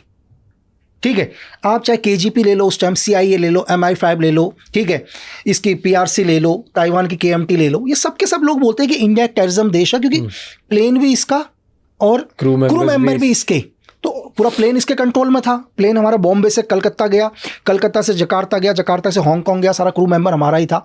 ठीक है, और प्लेन के अंदर बॉम्ब भी इंडिया ने रखा। क्यों रखा? क्योंकि हिंदुस्तान एशिया में पावरफुल बनना चाहता था, एशिया में पावरफुल बनना चाहता था। क्या करें नेहरू जी, पूरे वर्ल्ड एक तरफ हो गया। तो हमने, अब हमारे पास एक ही चाह रहा था कि हम कैसे भी अपने आप को इनोसेंट प्रूफ करें सर। चाइना ने उसमें भी बोला कि यार, चाइना दो तरफा गेम खेलता है। चाइना नेहरू जी को बोलता है कि नेहरू जी मैं तो आपके साथ हूं करके, है ना, और मुझे लगता है कि ये धमाका आपने, मुझे लगता है कि ये धमाका आपने नहीं किया, लेकिन मेरी एजेंसी बोलती है कि धमाका आप ही ने किया है। वहाँ के प्रधानमंत्री बोलते हैं कि मुझे रैंडमली लगता है कि आपने नहीं किया, लेकिन मैं गलत भी हो सकता हूँ, क्योंकि पूरी दुनिया की एजेंसी बोल रही है और मेरी खुद की एजेंसी बोल रही है कि इस ब्लास्ट के पीछे इंडिया का हाथ है करके। तो बोलता है कि मैं इतना कर सकता हूँ आपके लिए कि आप इसको पूरी दुनिया में आपका ही ऑफिसर इसको लीड करे, मैं इतना फेवर कर दूंगा आपको। तो यार नेहरू जी ने बोला यार ये भी बहुत कि मतलब ये केस अब इंटरनेशनल केस है ना, ये जो केस है एक इंटरनेशनल केस है, तो इस केस को जो लीड करे वो आपका ऑफिसर लीड कर ले पूरी दुनिया में। ठीक है, तो यार नेहरू जी ने कहा ये भी बहुत अच्छी बात है सर, आप हमारे को इतना सपोर्ट कर रहे हो, और क्या चाहिए। ठीक है, अब हमारे एक ऑफिसर रामेश्वर नाथ काव, जिन्होंने RN के खड़ी करी, जिन्होंने लास्ट में रॉ खड़ी करी थी सर, RNW खड़ी करी उन्होंने, वो जाते हैं जब उस केस का इन्वेस्टिगेशन करना शुरू करते हैं ना सर, जब थ्योरी निकलती है लास्ट में, तो थ्योरी में पता चलता है कि इस धमाके के पीछे ताइवान का हाथ था, अमेरिका ने डेटोनेटर दिया था, रशिया को पूरा पता था क्या हो रहा है करके, और खुद चाइना के प्रधानमंत्री को 6 घंटे पहले पता चल गया था कि प्लेन के अंदर बॉम्ब रखा हुआ है करके, लेकिन चाइना के प्रधानमंत्री ने बोला कि धमाका होने दो करके। ठीक है, मतलब इस धमाके को आप होने दो। क्यों? क्योंकि ये धमाका होगा तो मैं हिंदुस्तान का तो नाम आएगा ही आएगा, हिंदुस्तान तो बैकफुट में जाएगा ही, मेरा सबसे बड़ा दुश्मन ताइवान वो खत्म हो जाएगा। अमेरिका ने डेटोनेटर दिया, अमेरिका हमेशा के लिए चुप हो जाएगा ताकि मैं आगे वीटो पावर लूंगा। ठीक है, चाइना का गेम। और जब कि चाइना ने क्यों फेवर किया, एक सबसे बड़ा क्वेश्चन ये है कि लोगों ने उस टाइम बोला कि यार चाइना ने ये फेवर क्यों कर दिया कि हिंदुस्तान का एक ऑफिसर इसको लीड करे। उसके पीछे की कहानी सुनो, क्योंकि चाइना को ये लगता था कि दुनिया में सबसे बेवकूफ़ लोग हिंदुस्तानी हैं। अगर कोई अमेरिकन CIA का इसको लीड करेगा, KGP का लीड करेगा, MI5 का लीड करेगा तो खोल देगा। लगा हिंदुस्तान का तो सारे बेवकूफ़ है, जैसा चाहूँगा वैसा घुमाऊंगा फुटबॉल की तरह। तो मदद भी इसलिए करी ताकि कभी केस ना खुले करके। तो ये उस टाइम का चाइना है सर। और ये कैसे पता आपको? ये बहुत ओपन है? नहीं ओपन नहीं है, कि तो पता है मेरे को पूरी इसकी थ्योरी सर। क्या बात। तो अब 1955 से हैं, सोच लो आप। और वो एक ऐसा इंसिडेंट था जिस इंसिडेंट से सर अमेरिका को ताइवान के साथ अपना समझौता तोड़ना पड़ा सर, और वीटो पावर देना पड़ा आगे चाइना को। एक इंसिडेंट, क्योंकि डेटोनेटर अमेरिका का था सर, उस बॉम्ब में यूज़ किया हुआ डेटोनेटर अमेरिका का था। सिर्फ उस अमेरिका ने सिर्फ एक ही क्वेश्चन बोला उस टाइम, जब चाइना ने अमेरिका के ऊपर भी ब्लेम किया कि ये बॉम्ब तुमने दिया है। अमेरिका ने बोला नहीं, बोला कि डेटोनेटर मेरा है, मैं मानता हूं, लेकिन बॉम्ब के अंदर 3 चीज़ें और हैं। एक्सप्लोजिव लगा हुआ है, पावर सोर्स लगा हुआ है, ठीक है, मैकेनिज्म लगा हुआ है। ये 3 चीज़ कौन से देश के हैं ये भी तो बताओ। चलो डेटोनेटर तो बोला कि हो सकता है मेरे देश का हो, कोई यहाँ से लेके गया हो, लेकिन ये ऐसा इंसिडेंट था कि अमेरिका को ताइवान के साथ अपना समझौता तोड़ना पड़ा। और ब्रेन चाइना का देखो ना, कि एक आदमी ने बैठकर इस प्लेन के अंदर आई थिंक 19 लोग थे सर, क्रू मेंबर लगा के। 19 में से 17 ऑन द स्पॉट खत्म हो गए थे। 17 आदमियों की कुर्बानी दी, अपने खुद के लोगों की भी कुर्बानी दी। चाइना के खुद के कम से कम 6 या 7 डेलीगेट चाइना के मारे गए सर। सिर्फ क्यों? क्योंकि दुनिया में पावरफुल बनने के लिए अपने लोग मरवा दिए, अपने पावरफुल लोग मरवा दिए, ताकि वो ये इस चीज को यूज करे, इस चीज को यूज करे। इसके 2 फायदे। पहला फायदा क्या, उसका ताइवान तो खत्म ही हो गया ना सर। ताइवान KMT खत्म करवा दी पूरी की पूरी। उसके बाद कभी चाइना के ज़ियाओलाई के ऊपर कोई अटैक नहीं हुआ। अमेरिका कभी नहीं बोल पाया, क्योंकि अमेरिका ने अगर चाइना के खिलाफ उस टाइम कुछ भी बोलता तो बोला तुमने तो मेरे को मरवाने की प्लानिंग करी। अब अमेरिका को बैकफुट में होना पड़ गया उस एक इंसिडेंट के चक्कर में, ठीक है। बेचारा उसने सोचा कि हिंदुस्तान को भी मैं करूँ करके, कि हिंदुस्तान भी एक टेररिज्म देश में आ जाएगा। वो तो इंडिया ने अपने आप को इनोसेंट प्रूफ कर दिया सर। तो आप सोच सकते हैं मतलब किस लेवल पर आज क्यों दिक्कत हो रही है चाइना को हमारे देश से, क्योंकि उनको लग रहा है एक पावरफुल लीडर आ गया भाई। दिक्कत इसलिए तो है ना, इससे पहले तो कोई दिक्कत नहीं थी, ना चाइना को दिक्कत हो रही थी ना दूसरे देशों को दिक्कत हो रही थी। आज दिक्कत इसलिए हो गई क्योंकि एक आदमी आ गया भाई, पावरफुल आदमी आ गया, कुछ भी कर देगा। दिक्कत लीडर से है। हिंदुस्तानी तो वही हैं जो पहले थे, हिंदुस्तानी कोई फर्क नहीं पड़ा, वही लोग हैं सर। लेकिन एक आदमी के आने से दिक्कत पड़ गई।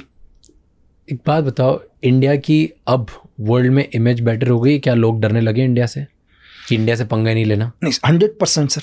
चाहे कुछ भी हो, आज लोग बोल रहे हो। आज की जो सिचुएशन चल रही है सर, जो प्रेजेंट टाइम में लग रहा है कि प्रेजेंट टाइम में पूरी दुनिया को ये पता है कि अगर हमने इसके अगेंस्ट कुछ किया तो दुनिया के किसी भी कोने में आकर इंडिया हमको थ्रेट करेगा करके। चाहे हम दुनिया के किसी भी देश में हो, हम सेफ नहीं है। अगर हम देश के खिलाफ जाएंगे, इंडिया के लिए हम कुछ करेंगे। अच्छा, इस गवर्नमेंट की बात करने पे मुझे एक क्वेश्चन याद आया कि आप सिक्योरिटी ऑफिसर रह चुके हो प्राइम मिनिस्टर के। क्या होती है वो पोजीशन और कौन से प्राइम मिनिस्टर के थे आप? सर मैं जिस टाइम एक्चुअली जब मैं एनएसजी कवर में हुआ करता था, एनएसजी कवर की आईडी थी, तो मैं कई मिनिस्टर्स के साथ रहा जिनको भी जेट प्लस कवर है। वो डिपेंड नहीं करता एक्चुअली जेट प्लस क्या है। जरूरी नहीं है कि आप कोई मिनिस्टर ही हो या प्राइम मिनिस्टर हो, जो भी हो। अगर लगता है इस देश को कि आपके जाने से हमारे देश को नुकसान हो सकता है करके, ठीक है, तो आपको Z plus cover black cat का दिया जाएगा। ये ज़रूरी नहीं है कि आप किसी देश के प्राइम मिनिस्टर हो या एक्स प्राइम मिनिस्टर हो या किसी स्टेट के चीफ मिनिस्टर हो, नहीं। एक आप नागरिक भी हो सकते हो। आपने अपने देश के लिए क्या योगदान दिया और आपके जाने से क्या है। इसका एक छोटा सा एग्जाम्पल है अश्वनी कुमार, पंजाब केसरी के मालिक। बहुत कम लोगों को पता होगा शायद कि 2018 तक या 19 तक, एग्जैक्ट मेरे को फिगर नहीं पता, पर उनको भी ब्लैक कैट कवर एनएसजी लागू थी सर। क्यों थी? जेट प्लस वो भी एनएसजी कवर। जेट प्लस तो बहुत सारी हैं सर, जेट प्लस में भी एनएसजी कवर बेस्ट। तो वो क्यों थी? क्योंकि जब ऑपरेशन ब्लू स्टार हुआ, खालिस्तानी मूवमेंट हुआ, तो अश्वनी कुमार वो थे जिन्होंने इस पंजाब की जनता को ये बताया कि भाई ये लोग गलत हैं करके, ये नहीं है इंडिया के साथ, आप इनका साथ मत दो। उस आदमी ने अपने अखबार के माध्यम से पूरी पंजाब की आवाम को ये बताया कि आप अगर खालिस्तानियों का सपोर्ट करोगे तो ये आने वाले टाइम में आपके लिए, आपकी आने वाली जनरेशन या आप लोगों के लिए गलत होगा करके, ठीक है। तो इस काम से क्या हुआ, हिंदुस्तान को बहुत बेनिफिट हुआ, लोग टेररिज्म की ओर कम गए। तो अश्वनी कुमार की भी जान को खतरा था खालिस्तानियों से हमेशा। तो जिस आदमी ने देश के लिए इतना योगदान दिया, तो भारत सरकार ने भी उनको एनएसजी कवर दिया, जेट प्लस कवर उनको भी दिया। और इस बात का पैसे लेती है गवर्नमेंट? नहीं, इस चीज़ का कोई पैसा नहीं होता है सर। जैसे एक्चुअली क्या आजकल के टाइम में कोई भी आदमी पुलिस का एक गार्ड ले लेता है, पैसे लेता है। नहीं। अगर एनएसजी कवर डिसाइड करता है या आपको RNW या IB डिसाइड करेगी सर। अगर फॉर एग्जाम्पल के लिए कल आप बोलते हो कि मुझे एनएसजी कवर चाहिए करके, तो होम मिनिस्टर ये डिसाइड करेगी कि रियल में आपको एनएसजी कवर की ज़रूरत है या नहीं है, ठीक है। कि मतलब सपोज करो राज के जाने से इस देश को क्या नुकसान है करके, इस देश में क्या हो सकता है आपके जाने से। तो इसके लिए IB और RNW 2 साल एनालाइज करेंगे सर, और उनकी एक कंबाइंड रिपोर्ट जाएगी होम मिनिस्ट्री को, और दोनों की रिपोर्ट को चेक करने के बाद ये डिसाइड, अगर दोनों की रिपोर्ट ही कहती है कि नहीं आपको एनएसजी कवर देना चाहिए, तो आपको एनएसजी कवर मिलेगा सर। एनएसजी कवर के बाद 99.9% सेफ होता है इंसान? नहीं सर, देखो एनएसजी कवर के बाद भी अगर आप इंसिडेंट देखो तो एक ही इंसिडेंट हुआ है देश में, पंजाब के CM बैन सिंह के ऊपर ही जो इंसिडेंट हुआ था, ठीक है। वो भी इंसिडेंट क्या हुआ, एक्चुअली उनकी गाड़ी के अंदर एक्सप्लोजिव, जहाँ भी उनकी गाड़ी होती थी। एनएसजी कवर भी क्या है सर, एनएसजी कवर का काम है मोबाइल सिक्योरिटी, ठीक है। आप किसी को भी अगर एनएसजी कवर है किसी के पास भी, एग्जाम्पल के लिए अभी उत्तर प्रदेश के मुख्यमंत्री योगी आदित्यनाथ सर के पास भी एनएसजी कवर है। तो एनएसजी कवर का काम क्या है कि जब भी योगी सर अपने घर से निकलें किसी भी जगह पर, तो एनएसजी का काम है मोबाइल सिक्योरिटी देना, उनको मोबाइल सिक्योरिटी को प्रोवाइड करना, दोबारा उनके घर तक छोड़ने की जिम्मेदारी एनएसजी कवर की है सर। लेकिन जब वो अपने घर पर हैं तो उनकी जो लोकल स्टेट की पुलिस है या CRPF है या जो भी पैरामिलिट्री फोर्स उनको मिली है, वो सिक्योरिटी देगी उसमें, ठीक है, जब भी मूवमेंट होगा वो ओनली मोबाइल मूवमेंट क्या होगा, वो एनएसजी कवर का मोबाइल मूवमेंट होगा।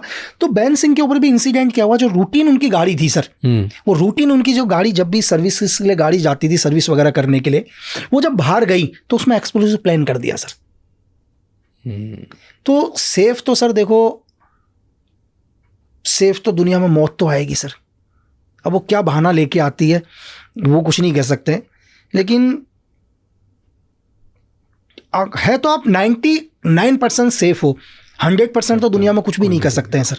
तो ये अभी जैसे एनएसजी कवर है, ये सिर्फ चीफ मिनिस्टर्स और प्राइम मिनिस्टर्स को ही मिलती है? नहीं सर, प्राइम मिनिस्टर के पास एसपीजी है, अभी एसपीजी कवर में आते हैं प्राइम मिनिस्टर और Gandhi special protection group sir. वो एसपीजी का अपना ग्रुप है सर। एनएसजी से भी ऊपर होता है? नहीं सर, एक्चुअली देखो एनएसजी क्या है, NSG national security guard. NSG का काम है सर ऑपरेशंस करना।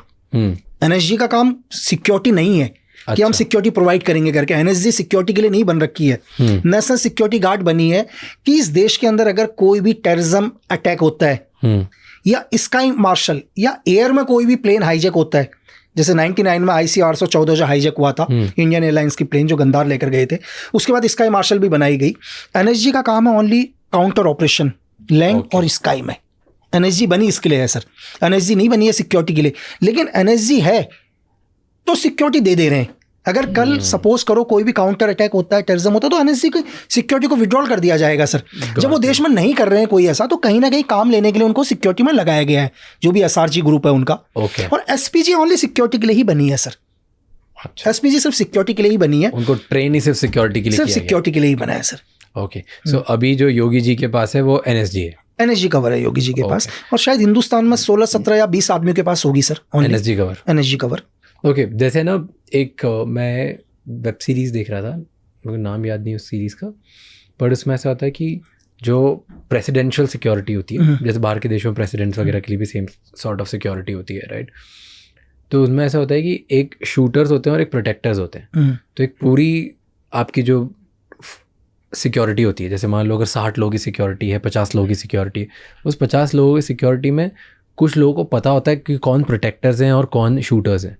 तो जैसे क्या होता है कि अगर कभी भी क्योटिक सिचुएशन होती है तो जो प्रोटेक्टर्स होते हैं वो शील्ड बना देते हैं उस आपके प्रोटेक्टेड पर्सन के सामने। फॉर एग्जांपल अगर प्रेसिडेंट है तो उसके आसपास वो शील्ड बना देंगे। बात समझ गया। और जो शूटर्स हैं वो साइड से जाके पोजीशन ढूंढते हैं कि भाई ये अगर गन आ रही है, क्योस हो रहा है, तो वो कहाँ से आ रहा है, उनको जाके काम होता है कि सामने वाले को अनाम करो या उस सिचुएशन को कंट्रोल में लेके आओ। और प्रोटेक्टर्स का काम सिर्फ होता है प्रोटेक्ट करना। तो ऐसा अपने इधर भी होता है कि शूटर और प्रोटेक्टर अलग अलग पोजिशन होती है। कि आपको लगता है कि कोई भी एक आदमी है जिसको जेट प्लस है, इसके रिंग्स डिवाइड होते हैं सर। रिंग्स मतलब? रिंग्स डिवाइड होते हैं। अब हम आते हैं सबसे आउटर रिंग्स में। सपोज करो अभी आउटर रिंग्स मतलब क्या? मैं वही बता रहा हूँ आपको। योगी आदित्यनाथ को Z plus black cat cover है, सिर्फ आपको यहाँ ब्लैक कैट कवर नजर आ रहा है, एनएसजी कवर। जो आउटर रिंग्स होगा, उस आउटर रिंग्स का ये काम है इस पूरे वर्ल्ड में, दुनिया में ये पता करना कि योगी आदित्यनाथ के खिलाफ कौन है। चाहे वो पाकिस्तान में होगा, चाहे अमेरिका में होगा, चाहे ब्रिटेन में होगा, चाहे चाइना में, उन लोगों का एक ही काम है सर। क्या काम है? योगी आदित्यनाथ के बारे में पता करना कि कौन से देश से इनको थ्रेट है। Outer ring. फिर नेक्स्ट रिंग के ऊपर आ जाते हैं हम लोग। पूरे हिंदुस्तान के हर स्टेट में आदमी गए होंगे सर इनर रिंग से अंदर, चाहे आप आईबी के हो, किसी के भी हो, जिनका एक ही काम है कि इस देश में कौन सा स्टेट में योगी आदित्यनाथ के लिए गलत सोच रहे हैं, थ्रेट है, क्लियर है। फिर हम उसके स्टेट में आ जाते हैं सर, देश को हटा के स्टेट में आते हैं। तो लोकल इंटेलिजेंस यूनिट जो होगा उस स्टेट का, उनका हर डिस्ट्रिक्ट में लोग होंगे जो सिर्फ ये पता करेंगे कि इनके लिए किस डिस्ट्रिक्ट के लोग क्या भावनाएं रखते हैं, कौन लोग क्या सोचते हैं। ठीक है सर। अब आ जाते हैं हम योगी आदित्यनाथ के पर्टिकुलर्स में। पूरा का पूरा पैरामिलिट्री फोर्स का एक सिक्योर रिंग होगा सर, जहां पर पूरी कंपनी लगी होगी। ठीक है। उसके घर पर मैं आपको बता रहा हूं पूरा का पूरा। ठीक है। अब आ जाते हैं हम, जैसे ही अपने घर से निकलते हैं, एनएसजी कवर सिर्फ इनर कवर हो गया सर। मेरा काम है सिर्फ उनको सेफ लेके जाना। मेरे से बाहर पूरी सीपीटी, पूरी फोर्स लगी पड़ी है सर। ठीक है। मेरा काम नहीं है फाइट करना, मेरा काम है सिर्फ उनको, अगर कुछ भी इंसिडेंट होता है वहां से एस्केप करना, उनको किसी तरह से कवर करके भगाना। फाइटर ग्रुप्स अलग है सर, सारे ग्रुप्स डिवाइड हैं। ठीक है, कि उनको सेफ निकालने का अलग ग्रुप है, फाइटर ग्रुप्स कौन होगा वो अलग है, अंगेज कौन करेगा वो अलग है, उसका पीछा कौन करेगा वो अलग है, उनका अल्टरनेटिव रूट कौन सा वो है। हर वीआईपी के अल्टरनेटिव रूट्स होते हैं सर पूरे के पूरे, कि कहाँ से हमें निकलना है, कहाँ से क्या करना है। डिफरेंट रिंग्स है, है ना, ये पूरा प्रोसीजर है। हर आदमी का अपना अलग काम है। मेरा काम क्या है, मेरा काम है सीधे वहां से निकालना, दूसरे का काम है फायर देना, तीसरे का काम है उसके ऊपर काउंटर अटैक देना, चौथे का काम है पूरा कॉर्डन करना। सब अलग अलग डिवाइड है सर, बड़ा रिंग्स होते हैं बहुत सारे। तो जैसे एग्जैक्टली मैं यही समझ नहीं हाँ, मैं आपको मैंने शॉर्ट में बताया, तो ये एक थ्योरी है पूरी की पूरी। क्योंकि वो जो सीरीज थी उसमें यही दिखा रहे थे कि प्रेसिडेंट्स को सिक्योर कैसे करा जाता है। ये सब का अगर उनके ऊपर ये भी है कि उनके ऊपर जैसे फायर आएगा एक कॉर्डन बन जाएगा आदमी का, आदमी कवर कर लेंगे उनको, वो सेफ हो जाएंगे, चारों तरफ से आदमी कवर हो जाएंगे, उनको सेफ निकाल के लेके जाएंगे, टारगेट नजर नहीं आएगा। एग्जैक्टली एग्जाम्पल के लिए कि ये एक टारगेट है, ये हमारा पीपी है, इस एरिया से फायर आया तो यहाँ आदमी का एक पूरा कवर बन जाएगा, पूरा पूरा निकालेगा इनको। ठीक है, दूसरे का काम होगा उनके ऊपर काउंटर करना, फिर उसके लिए पूरी टीम अलग है, उनके लिए पूरी डिफरेंट टीम है बहुत सारी। एग्जैक्टली तो वही मतलब उस सीरीज में यही दिखाया गया था कि शूटर्स अलग होते हैं जो इंगेज और शूट करते हैं, प्रोटेक्टर्स अलग होते हैं जो प्रोटेक्ट करते हैं, ड्राइवर्स अलग डेडिकेटेड होते हैं कि डिफरेंट, हर गाड़ी रेडी होनी चाहिए, 6 गाड़ियां रेडी होती हैं, गाड़ी खाली भी होंगी, अलग भी होंगी गाड़ी, एक गाड़ी साथ में और चल रही होंगी, अगर गाड़ी हमें चेंज करनी पड़ जाए हम किसी और गाड़ी पर भी जाएंगे। 6 गाड़ियां अलग अलग जगह 6 होती है, जिनमें से 5 विजिबल होती है और एक पता भी नहीं होता, एक सिविलियन की कार होती है, वहां पर भी होते हैं। एंड देन एक नेगोशिएटर भी फुल टाइम चलता है, अपने इधर भी नेगोशिएटर होता है। नहीं बिल्कुल 100%। क्योंकि वो बहुत इंटरेस्टिंग था मेरे लिए देखना कि जो नेगोशिएटर्स भी साथ में चलते हैं, कि अगर इन सब के बाद भी कोई फंस गया बिल्कुल बिल्कुल तो उधर उस सिचुएशन में फुल टाइम उनके साथ नेगोशिएटर्स होना चाहिए जो स्पेशल नेगोशिएशन के लिए ट्रेन होने चाहिए कि उस पर्टिकुलर सिचुएशन निकाला कैसे जाए। मैं आपको बता रहा हूँ ना, गोरखपुर में एक शादी थी, मैं राजनाथ सर के साथ गया हुआ था। अब एक्चुअली क्या हुआ कि यार वो शादी थी कि नहीं की, तो शादी में वो लोग अंदर गए तो ड्राइवर थे, यार मुझे लगा ड्राइवर को भी खाने के लिए भेज देना चाहिए यार। मेरी गलती क्या हो गई, मैंने ड्राइवर को खाने के लिए भेज दिया, और जैसे ही खाने के लिए भेजा राजनाथ सर आ गए यार। अब वहाँ तो पता नहीं उस शादी में तो हजारों की भीड़ आ रखी थी सर, अब मैं क्या करूँ, है ना, तो मुझे दूसरी गाड़ी में बैठाना पड़ा उनको। और मैंने वहाँ एक प्रोग्राम चल रहा था, एक कॉमेडियन है राजू श्रीवास्तव, उनका प्रोग्राम चल रहा था, मैंने प्रोग्राम को स्टॉप कर मैंने भेज दिया गाड़ी, टारगेट मूव कर दिया, मैंने अनाउंस करवाया कि यार ड्राइवर जल्दी आओ, मैं पीछे की गाड़ी से निकला। तो इतनी फास्ट पे ये सब बिल्कुल स्पेसिफिक, ये सब अवेयरनेस होनी चाहिए कि आपका प्रेजेंस ऑफ माइंड क्या चल रहा है सर, और वो रुकते नहीं है। नहीं सर, एक पीपी रुकेगा ही नहीं कभी भी। क्या होता है पीपी के लिए, क्या गाइडलाइंस होती है कि वो चलते चलते रुक नहीं सकते? नहीं, वो अपनी मर्जी से अपने बच्चे को भी गाड़ी में नहीं बैठा सकता सर, अपनी वाइफ को नहीं बैठा सकता। अच्छा, और बताओ, अगर सपोज करो एक एग्जांपल के लिए, एक जेट प्लस है ना, जेट प्लस है, वो अपनी वाइफ को अपनी कार में नहीं बैठा सकता सर। क्या बात नहीं, बिल्कुल उसकी वाइफ, मैं नहीं जानता उसकी वाइफ को, उसकी वाइफ उसके घर के अंदर होगी, कहीं और होगी, वो दूसरी गाड़ी में आएगी, उसकी वाइफ मरवा दे सर उसको। उनके बच्चे भी नहीं बैठ सकते? मैंने कह दिया वाइफ नहीं बैठेगी सर, बच्चा तो दूर की बात, फिर उसकी वाइफ भी उसके साथ नहीं बैठेगी सर, एज ए प्रोटोकॉल। और क्या प्रोटोकॉल्स होते हैं? आपने बोला रुकना भी अलाउड नहीं होता? नहीं, जैसे मूवमेंट कर रहा है वो हर रूट्स हर फॉलो करेगा अपने सिक्योरिटी ऑफिसर के हिसाब से।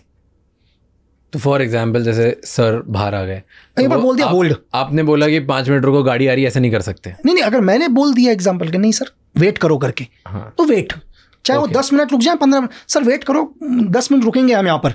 क्यों रुकेंगे, वो डिफरेंट चीज़ है, कुछ भी होता मुझे नहीं लग रहा कि भी जाना चाहिए, मैंने बोला मूव तो मूव, नहीं रुकेंगे फिर। तो जो एक कमांडिंग ऑफिसर होगा उस पर्टिकुलर उसमें, जिसको जो भी बोलेंगे, बिल्कुल हाँ, हर किसी का लीड होगा। आपकी मीटिंग खत्म हो गई ना, अब आपको जाना है, कैसे जाना है हमारे ऊपर है, जाना कैसे, कब जाना है, कितनी कैसे जाना है, कैसे जाना है, गाड़ी की स्पीड क्या रहेगी, कहाँ होगा, कौन सा रूट फॉलो करेंगे, सब एवरीथिंग। और ये आपका ही काम होता है बाहर भी मैनेज करना कि सब दूर ट्रैफिक रुकवाओ और इनको निकालना। वो लोकल पुलिस के साथ टच पर रहते हैं पूरा का पूरा, एवरीथिंग वो पूरा क्लियर करके देगा आपको, रूट पूरा क्लियर करके। मैंने जब रिसर्च कर रहा था आपके बारे में तब पढ़ा कि छोटा राजन ने आपको ऑफर दिया था उनको ज्वाइन करने के लिए। सर एक्चुअली क्या है, छोटे राजन के एक राइट हैंड है ना, जानते हैं मेरे को बहुत पहले से, जब मैं सिगरेट सर्विस के लिए काम करता था तब भी जानते थे। तो एक मैसेज आया मेरे पास जब मैं जेल में था, तो मुझे मैसेज आया नॉर्मली, और मैसेज भी किसी और ने नहीं दिया, जो राजन का राइट हैंड था उसने एक पुलिस ऑफिसर को मैसेज दिया। अब सोचो आप, एक पुलिस ऑफिसर आके मुझे मैसेज देता है, ठीक है, कि आपके लिए एक मैसेज आ रखा है करके। मैंने बताओ, तो उसने बोला मैसेज में, उसका मैसेज क्या था? मैसेज ये था कि आपके लिए एक मैसेज आया कि बड़े बरगद की छाया बड़ी होती है करके, वो आपको आंधी से भी बचाता है, तूफान से भी बचाता है करके, है ना। तो कहने का इनडायरेक्ट मतलब था कि एक राजन एक बड़ी बरगद का छाया है, उसके साथ रहोगे तो आंधी से भी बचोगे और तूफान से भी बचोगे, है ना। ठीक है, तो फिर मैंने उसको रिप्लाई दिया, उस ऑफिसर को रिप्लाई दिया। मैंने उनको बोलना, मैंने कहा कि ठीक है अभी केस है, मैंने कहा ज़िंदगी में, बोला कि तो ये सोच के बताओ कि हमारे साथ काम करोगे या नहीं करोगे। तो मैंने उनको बोला, मैंने कहा सर मैं अभी सिर्फ एक ही चीज़ सोच रहा हूँ कि मुझे यहाँ से बाहर कैसे निकलना है, बस। मैंने कहा उनको ये बोलना कि मैं सुबह और शाम को सिर्फ एक ही चीज़ सोच रहा हूँ, मैं इन 4 दीवारों से बाहर कैसे जाऊँ, बस। फिर उसका कभी कोई नहीं आया सर, कभी भी नहीं आया, कभी भी नहीं आया। बट कभी और कोई अंडरवर्ल्ड ने कोशिश करी? छोटा मोटा वो तो चलता रहता है, कोई बोलता है कि ज्वाइन कर लो, ये कर लो, हमारा वो काम देख लो, चीज़ें देख लो, एवरीथिंग। ओके, मेरे 2-3 क्वेश्चन है इसको लेके कि अंडरवर्ल्ड कितना पॉलिटिक्स से या पॉलिटिशियन से जुड़ा हुआ है? देखो पॉलिटिक्स दोनों एक दूसरे से हैं सर, दोनों को एक दूसरे की ज़रूरत पड़ती है ना।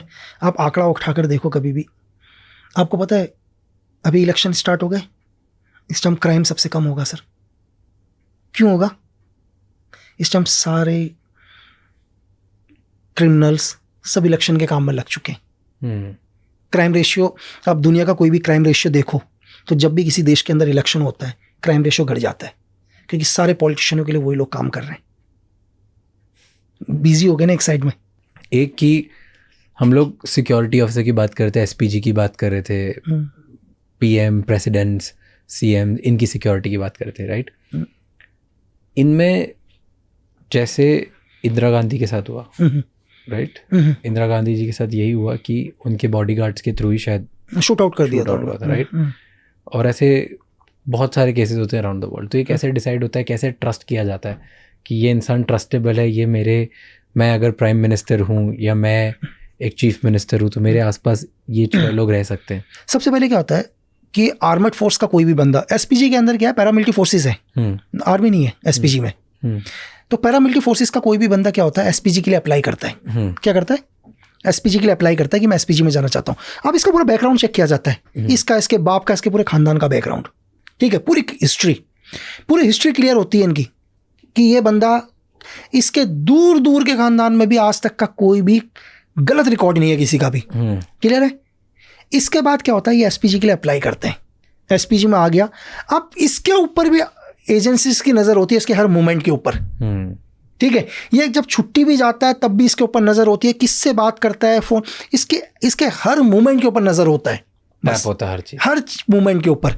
तो ऑलरेडी जो भी उसकी सिक्योरिटी में ऑब्जर्वेशन में है, पूरा का पूरा सर्वेलेंस में लगा हुआ है वो हर चीज़, ठीक है। इससे कंट्रोल पहले तो जाने से भी पहले उसका बैकग्राउंड चेक किया जाएगा, चाहे वो किसी भी फोर्स का हो। अगर सपोज करो कोई सीआरपीएफ का है और सीआरपीएफ का एक आदमी फॉर एग्जांपल के लिए कि एसपीजी के लिए अप्लाई करना चाहता है, एक असिस्टेंट कमांडर सीआरपीएफ का, और पता चलता है कि सीआरपीएफ का जो असिस्टेंट कमांडर है एसपीजी के लिए अप्लाई करना चाह रहा है, तो पता चला कि इसके जो ताऊ जी के बेटे के पोते के नाना के भाई कांग्रेस में, तब भी नहीं आएगा वो। इतना लंबा रिलेशन भी बता दिया मैंने आपको कि ये कांग्रेस में एक नेता है, छूट भुइया ही क्यों ना है, यानी कि कांग्रेस को हल्का सा सपोर्ट कर दिया उन्होंने, इतनी तो भी उसको एसपीजी में नहीं लेंगे। तो फिर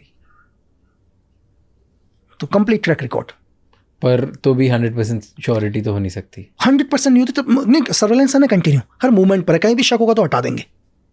पर जैसे तो नहीं, इंदिरा गांधी को बताया था सर, वॉर्न किया था क्या कि आप अपनी सिक्योरिटी हटाओ, थ्रेट है। इंदिरा गांधी ने नहीं किया, सिक्योरिटी वायलेशन किया, बिल्कुल उसको बोल दिया था कि आप अपनी सिक्योरिटी को हटाओ करके। अच्छा, बिल्कुल बता दिया था। ऑपरेशन ब्लू स्टार हुआ था तो बोल दिया था ना, हटा दो करके सिक्योरिटी, जो आपके पंजाबी जो आपकी सिक्योरिटी में है। नहीं, इंदिरा गांधी ने नहीं हटाया, तो सिक्योरिटी ने तो बता दिया था कि आपकी सिक्योरिटी को आप चेंज करो करके, थ्रेट है सिक्योरिटी से, उन्होंने नहीं चेंज किया। एंड बिल्कुल सेम उनके साथ भी हुआ था, राजीव गांधी, राइट? हाँ, मैं समझ गया, बिल्कुल उनके साथ भी यही हुआ सेम। फिर उनकी जो लास्ट मीटिंग थी वो भी कैंसिल करने के लिए बोला था, लेकिन फिर भी नहीं करा उन्होंने।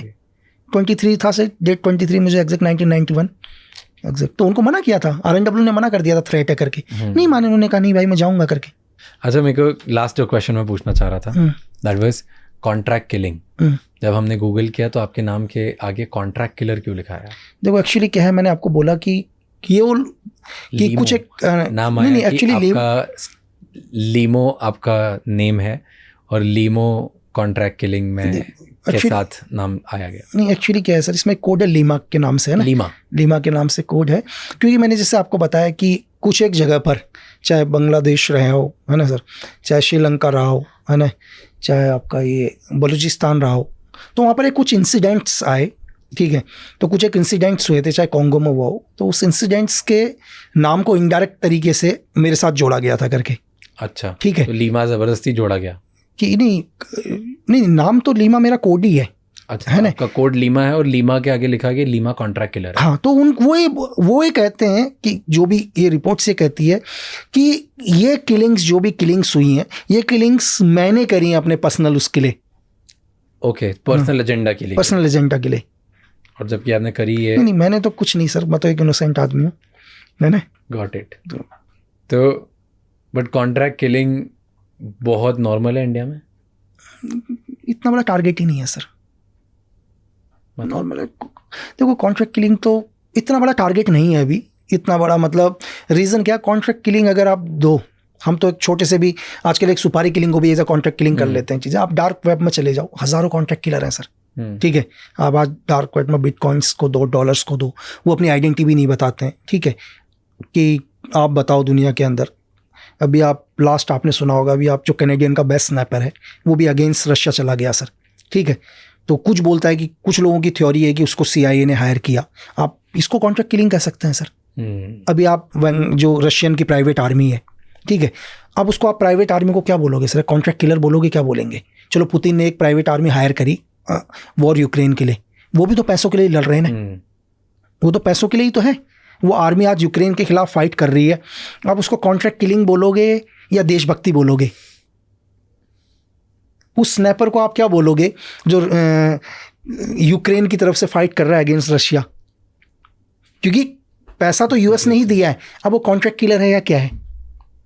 नहीं, जैसे मेरा सिंपल केस समझ, सिद्धू मूसेवाला के साथ हुआ था इंडिया में, तो उन्हें किसी किलर ने किल, एक रास्ते में आए, लोगों ने किल कर दिया, उनके वीडियोस भी बाहर आ गए। और लॉरेंस बिश्नोई, गोल्डी ब्रार, इन लोगों के नाम आए और उन्होंने बड़ी, आई थिंक उन्होंने एक्सेप्ट भी किया, उन्होंने बोला भी, उसका क्रेडिट भी लिया कि हमने कराया। तो वो बोलते हैं कि हम कॉन्ट्रैक्ट, वो टेक्निकली कॉन्ट्रैक्ट किलिंग हुई, राइट? देखो कॉन्ट्रैक्ट किलिंग एक्चुअली क्या है कि चलो एक गैंगस्टर जेल के अंदर है, जेल के अंदर एक गैंगस्टर है, वो तो अंदर बंद है, वो तो बाहर नहीं निकल सकता है। वो क्या करता है, कुछ एक लोगों को पैसा देता है, ये लोकल में बता रहा हूँ आपको, लोकल लेवल पर वो कुछ एक लोगों को पैसा देता है। कोई बिजनेस टाइकॉन उसको पैसा देता है कि भाई तू एक काम कर, तू मेरे एनिमी को खत्म कर दे। वो एक लोकल आदमी को हायर करता है, ये कॉन्ट्रैक्ट किलर हो गया सर। ये लोकल लेवल पर हो गया, तो ये नेशनल और इंटरनेशनल लेवल पर भी होते हैं, डिपेंड करता है आपका टारगेट कितना बड़ा है। ये तो लोकल लेवल पर बहुत छोटा लेवल हो गया कि तिहाड़ के अंदर एक बंदा बैठा हुआ है, वो खुद तो नहीं निकल सकता, वो क्या करता है, अपने कुछ एक लोगों को बोलता है एक काम कर, उस आदमी को मारना है या उसको गिराना है करके, ठीक है, कुछ लोगों को हायर कर। वो बाहर बैठा हुआ आदमी क्या करता है, कुछ एक लोगों को पैसा देता है और एक अपने। और इन सब की क्या प्राइस होती होगी? देखो डिपेंड होता है टारगेट के ऊपर, क्या लेते हैं, 2-3 लाख रुपए सर। 2-3 लाख रुपए में किसी भी इंसान को उड़ा देंगे? हाँ बिल्कुल, उसके लिए क्या है, जिन्होंने मारा उसमें इतनी समझ होती तो मारता थोड़ा ना हो। वो 2 लाख रुपए के लिए किसी को भी मार, तो इतना ही समझ उसमें होती है, 2 लाख के लिए क्लिंग थोड़ा ना करता। ये छोड़ दो सर, लोगों ने, आप एक न्यूज़ सुनोगे हाईवे के ऊपर, कुछ लोगों का एक ही गैंग था, वो लोगों को गाड़ी में लिफ्ट मांगते थे, मार देते थे। क्यों? लिफ्ट मांगते थे और पैसों के लिए मार देते थे, ठीक है, बस। और एक दिन पता है क्या हुआ, जिस आदमी की जेब में चेक किया 11 रुपए निकले। 11 रुपए वो मार दिया 11 के लिए, बताओ। Thank you so much sir, इतना टाइम स्पेंड किया आपने और इतनी सारी चीज़ें बताई। आई होप कि आगे जो आपने जो राइटिंग प्रोजेक्ट्स कर रहे हो और बहुत सारी और दूसरी चीज़ें कर रहे हो वो बहुत सक्सेसफुल हो। Thank you. और बिल्कुल मैं चाहता हूँ कि हर कोई जाने कि किस तरीके से एक स्पेशल सर्विस के लिए हमारे इंडिया से लोग तैयार होते हैं, ट्रेनिंग होती है, फिर वो किस तरीके से ऑपरेशंस करते हैं।